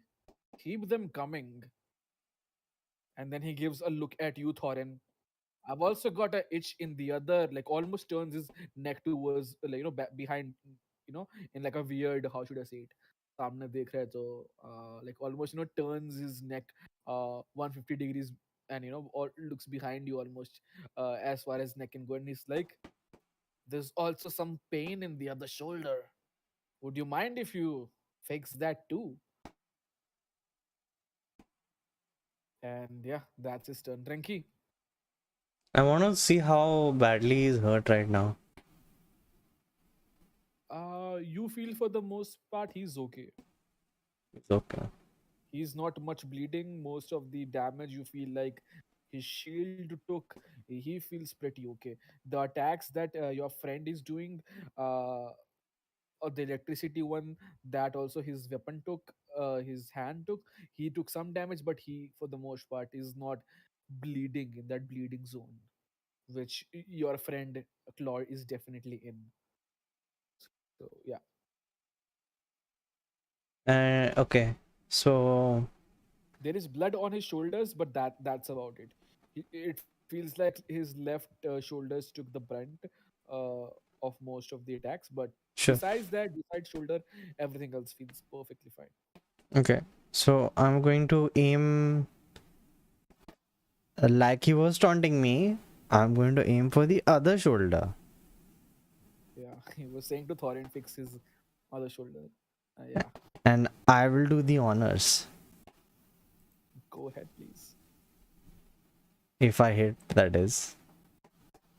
That does not hit. That Sag. doesn't hit it. Just like how the scythe ricocheted, uh, you attack him, and this time it doesn't feel like butter. This time you feel like you are attacking a wall, and the wall it hits, and the arrow just splinters into a dozen I rolled a pieces. 3. Sad.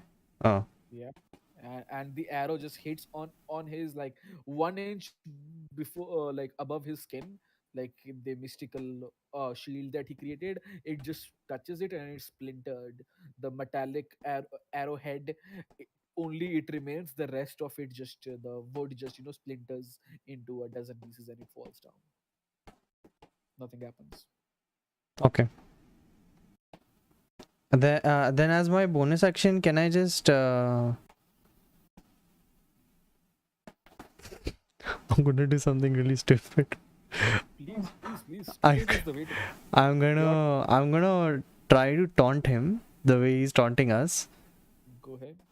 Because I have a very close friend who's an expert taunter, Yeah. and I indirectly am hinting to Victor. And my time I've spent with him, I want to try something. So as my bonus action, I just want to take one of my sending stones, Mhm. okay, and I want to throw it at him and say, "Here, catch." Okay. You throws him, he doesn't look at you. He ignores you. Okay, he doesn't It catch it. he doesn't catch it. It hits him around his neck, like 2 inches above, 2 inches right to the shoulder where you hit him. It hits him there, plops back to the Great, ground. great. I'm glad you said that it hits near the neck. So when it hits near the neck, all I want to do is say to the sending stone Yeah. so that he can hear this, Uh-huh.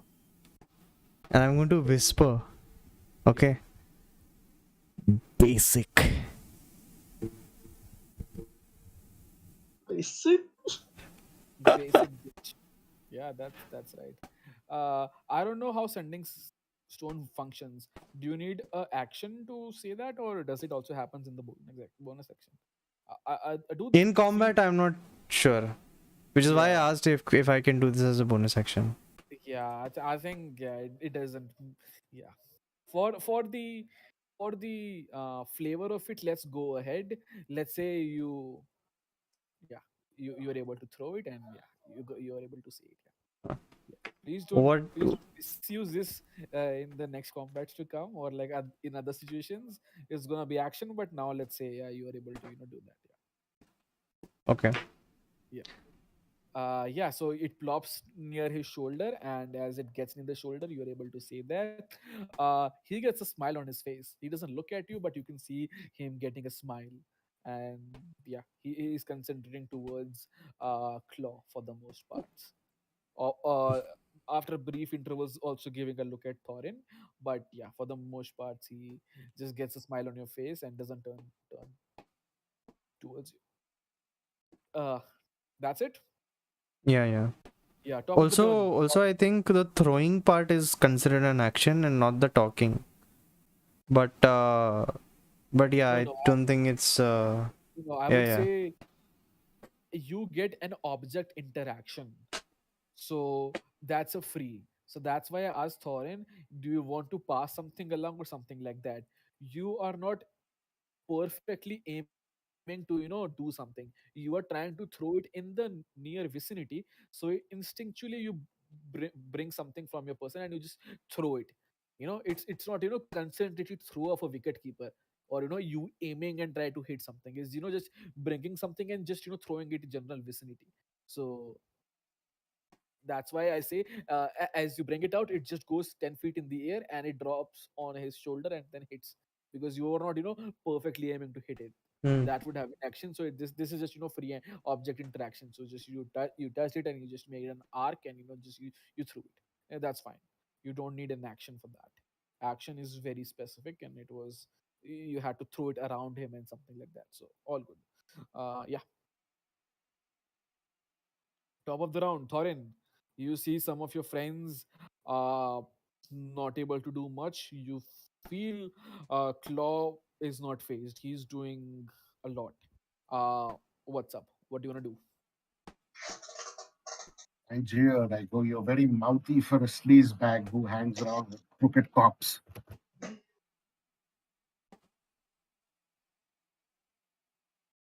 And Oh, this is Oh, All sad. oh, you got a 9. He's dice are he's cruel. oh, on already, a plus 6. Damn. yeah. Dice He's are all. You also rolled a 3. Even you rolled a On a 3. +5, yeah, that's true. You both rolled a 3 on a row. Yeah. So he already had a laugh when, like a smile, when your friend threw a sanding stone at him and called him a basic bitch. Uh, as you say your piece, the smile turns into a laugh. Indeed, he says, and he's ready. And you bring out, you arc your battle axe and you try to attack him on his shoulder again. This guy just almost feel like he bulges his shoulders a little bit, ready to take the impact. So both of his hands stretch, like imagine someone is holding their earlobes, stretching their hands left and right and stretching their touching the earlobes. So he almost does that without the touching the earlobe part. He stretches his hand and extends it in the air. Oh, it's fun. Tickle me some more. And you attack him on his shoulder. It hits him on his shield, and yeah, it again bounces back.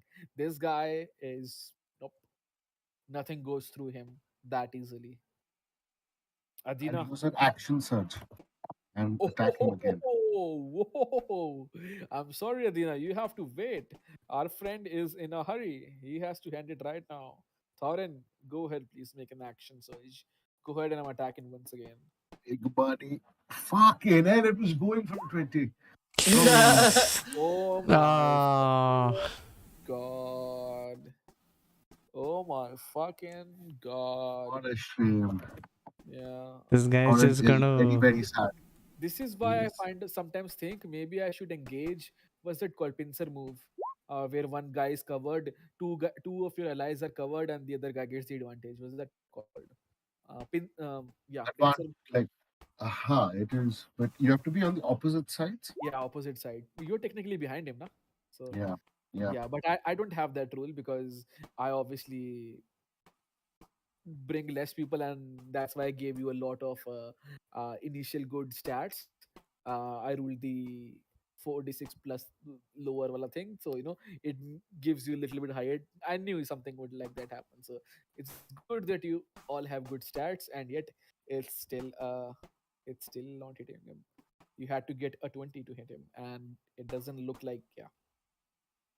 This time, you try to use the arc and try to hit him from the back of the pole, the head of the axe, and you try to make sure it hits him right in his back. You try to puncture him from the back, so his composure, his stance changes. He becomes a little tipsy and clumsy a little bit. But this poor little guy, he can take it all.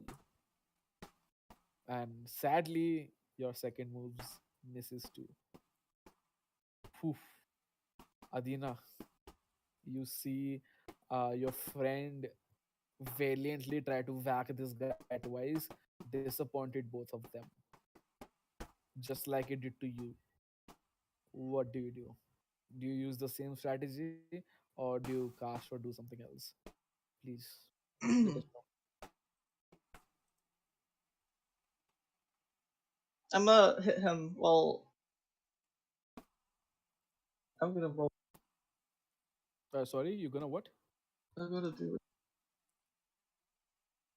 Uh huh. Oh wait. Do what?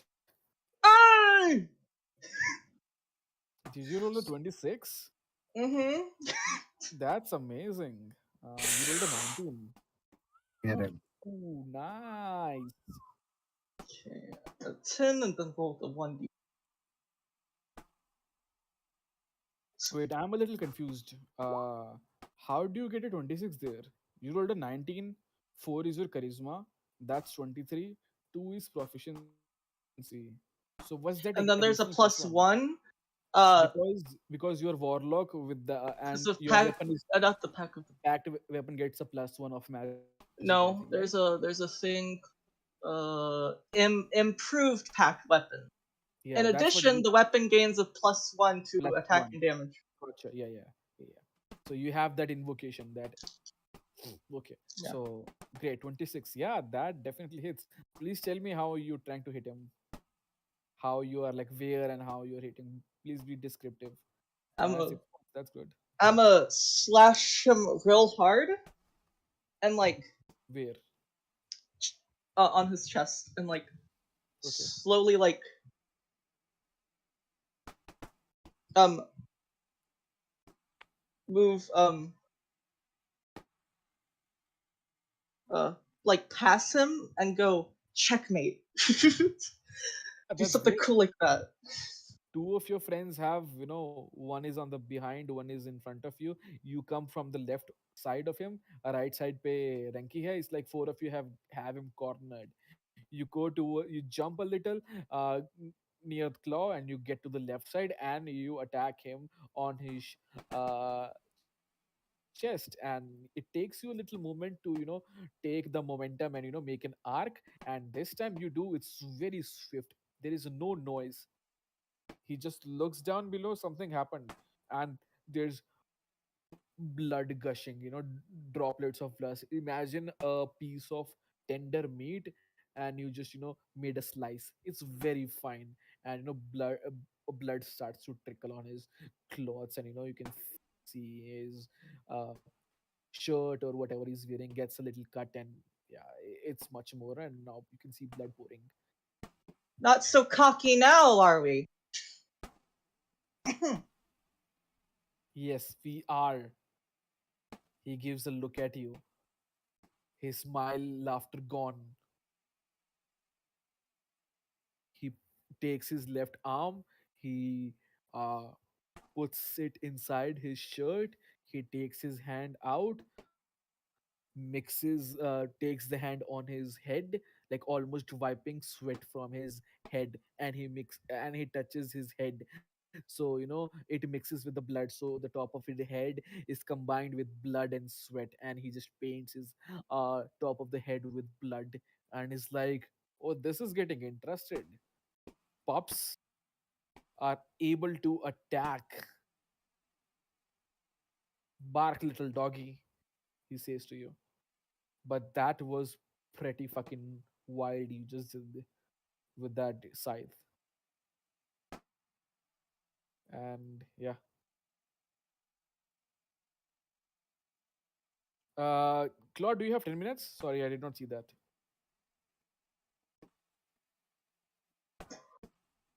Uh, Raze? Hello? Is it easier? Wait, hold Yeah, on. yeah, yeah, yeah. I Yeah. have 10 minutes. It's fine. Yeah. Let's try to get that in 10 minutes. And he says, "Yeah, bark, little doggy," and he's being very demeaning and very rude to you. And yeah, He gives a little laugh. Adina, you give. Hello. Hmm? Do you give a laugh, or do you mean he gives a Yeah, laugh? I give a laugh. Okay, so don't say he gives a laugh. Talk to you in Sorry, first I person. just do that. No, it's all good. It's all good. I'm just, i- if the DM tells you one time, it just stays in the back of your head, and start to form sentences in the way everyone understands it. So it's all good. Don't take it like I'm being rude about it. Just for better flow of the game. It's good to know to talk in first person. So it's all good. Okay. I laugh, so you laugh. It's all good. Yeah, it's his turn, and uh, claw, a literal claw or a fist or a hand is covering you. The hand just goes invisible. You feel you're able to move your neck and shoulders again. The weight goes off, and then the claw appears right below him, near his pants, goes up. He flows a little bit up in the air, 5 feet up in the air, and he's able to meet down your eyes. Then the fish goes below him. It keeps on going for 5 feet, and he's like 5 feet of the fist and 5 feet of him. So he is now towering above you, and then the fish moves along him, with him, and he levitates in the air with the hand near him, and he puts his hand on you, examines the cloth you're wearing. That was a lot. Your friends did, wasn't it not? And then he brings out his hand, and his hands almost, fire is starting to come out of his hands, and he places the hand in front of on your shoulders, and he places a hand on your shoulders, and he casts uh, burning hands. Hmm. Let me see what burning hands is. Is it an attack roll, or let me see? I think it's an attack roll. Yeah, just check it once again. Burning hands, 15. Oh, it's a 15-foot thing. Okay, right. So he just takes the hand, he puts it on the shoulders, and a 15-foot cone. So basically, it goes from the top of his hand. Dex save, right? Yeah, Is that a deck save or what? it's a deck save. Oh, okay, or because I who? Yeah, it would be, I think, just him and Adina, because Adina is closer to him, and that's a DC of, let me think, 8 plus. Is it a okay? It's Yeah, his 16. It's spell a 16. modifier. Yeah, yeah. You have to roll a 16 DC. Click at dexterity saving throw. You have to beat yeah, a 16. yeah. This is something that I can see, right? Because then I'll have advantage on dex saves for anything that I can see. How do you have that advantage? Oh, because I'm a barbarian. Barbarian gets an advantage on a rage. Yeah, so I am in rage. Yeah, yeah, that's what I'm thinking. Would If that they all? attack recklessly. Yeah, would that also apply to hand Yeah, spell magic? Let me. yeah, I can see it on D&D Beyond on my character sheet. Wait, uh, Yeah, yeah, yeah. I'm just trying to think. Give me a moment. He puts a hand on your shoulder, uh, and then he does something. Would that? Yeah, sure. Go ahead. Have a advantage. Definitely. Yeah. I'll think about it again later. But for now, let's say 16. Yeah, yeah, yeah. 18 works. 18 works. So that's how much. That's 3d6 points of damage. Like things. And I failed either way, but Uh, at least he's gonna get hit by something. oh, right, right, right, right. So Sorry, Athena I saves. think, So sorry, on a rage you have advantage on strength saves. Yeah, this is something. This is I think a wild hunt thing because I can see it on my sheet. Wow, Wait, I'll that's cool. That's really cool. yeah, yeah, that's cool. I will see about it later. Right now, it's okay. Oh, so Adina made the 18 one. Okay, okay. So let me do the 3d6 damage. Let's see how much damage is that. Ooh, hoo, hoo, hoo, hoo. That's a lot. That's a lot. Adina, you paid take 8 points of damage. Okay.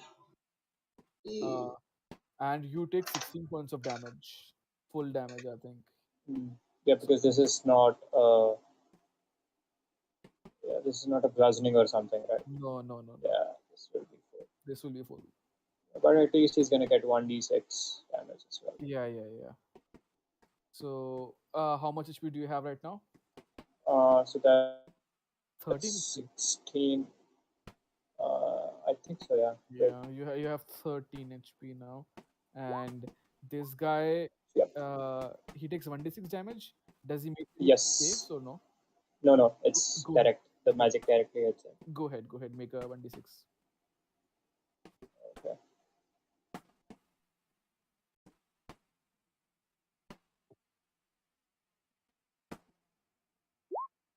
6. Oh, yeah, he takes full 16 6 points of damage. He get electricity on him.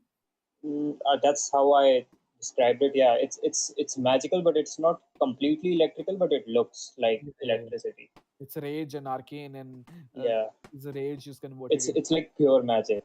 pure magic. It's magic from someone who doesn't know how to tame it. It's just Yeah, yeah, pure yeah. furious magic. Yeah, makes sense.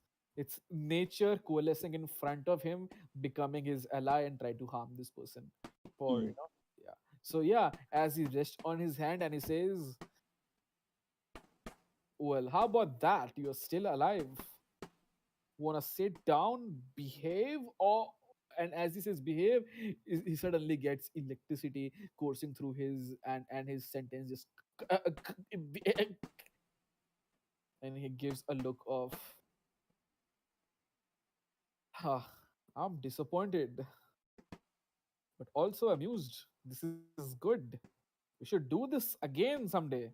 And he gives a look at Master Metalis in the corner, trying to, get, make sure all the books and everything is nice, trying to make sure, examining the books if they are acting up or not, and, trying to, and he looks, "You done with your drama?"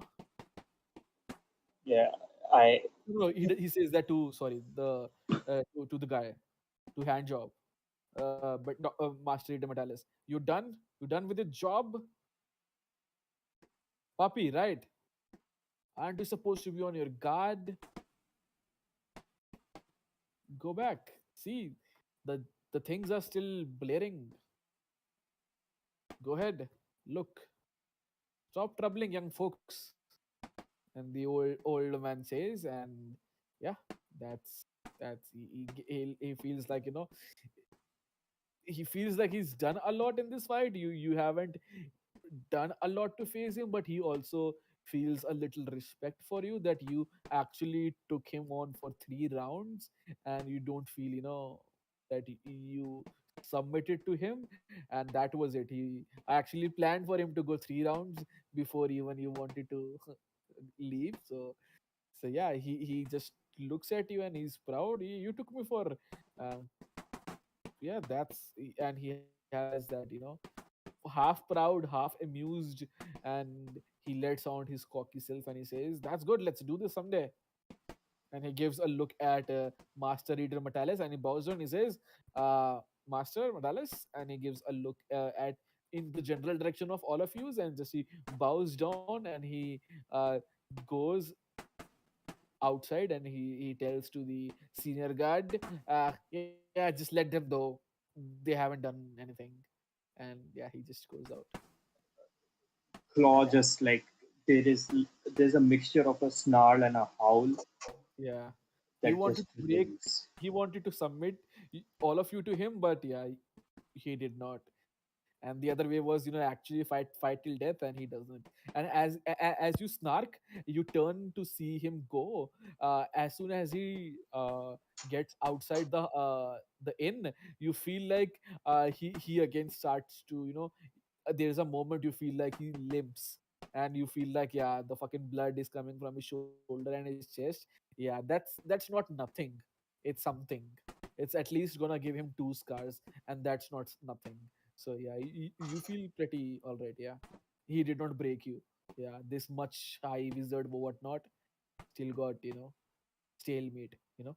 So yeah, that was nice. Yeah. Yes, Claw, you wanna go?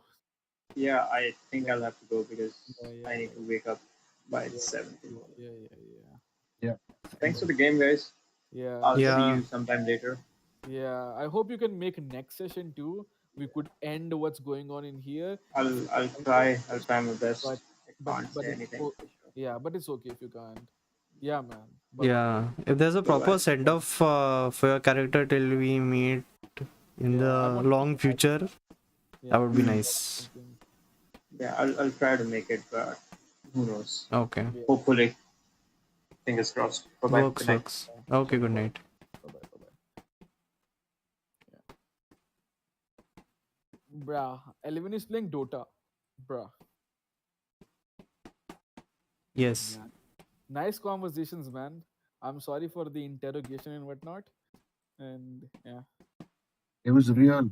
It felt very real. It was Yeah, yeah, nice. yeah, yeah. Yeah. I'm sorry, but yeah, yeah. Sometimes you have to, actually take it, you have to have a conversation, and yeah, it's good. It's good. It was awesome. I do have to sign off though. Yeah, yeah, yeah. That's why I told him, okay, yeah, yeah, yeah, like, he wanted to also go. Yeah. Sure. All Bye. right.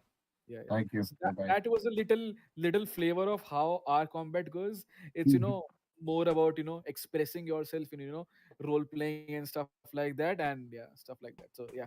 Yeah. I'll I start hope you thinking. enjoyed the interrogation and the combat. Yeah, yeah, Yeah. yeah. So It was Yeah, interesting. More situations like that. yeah. All right, man. Meet you All right. next week, man. Bye bye. Okay. Bye bye. Good night. Good night. Yeah. You too. Yeah, later. Thank you for joining, Adina. Thanks, buddy.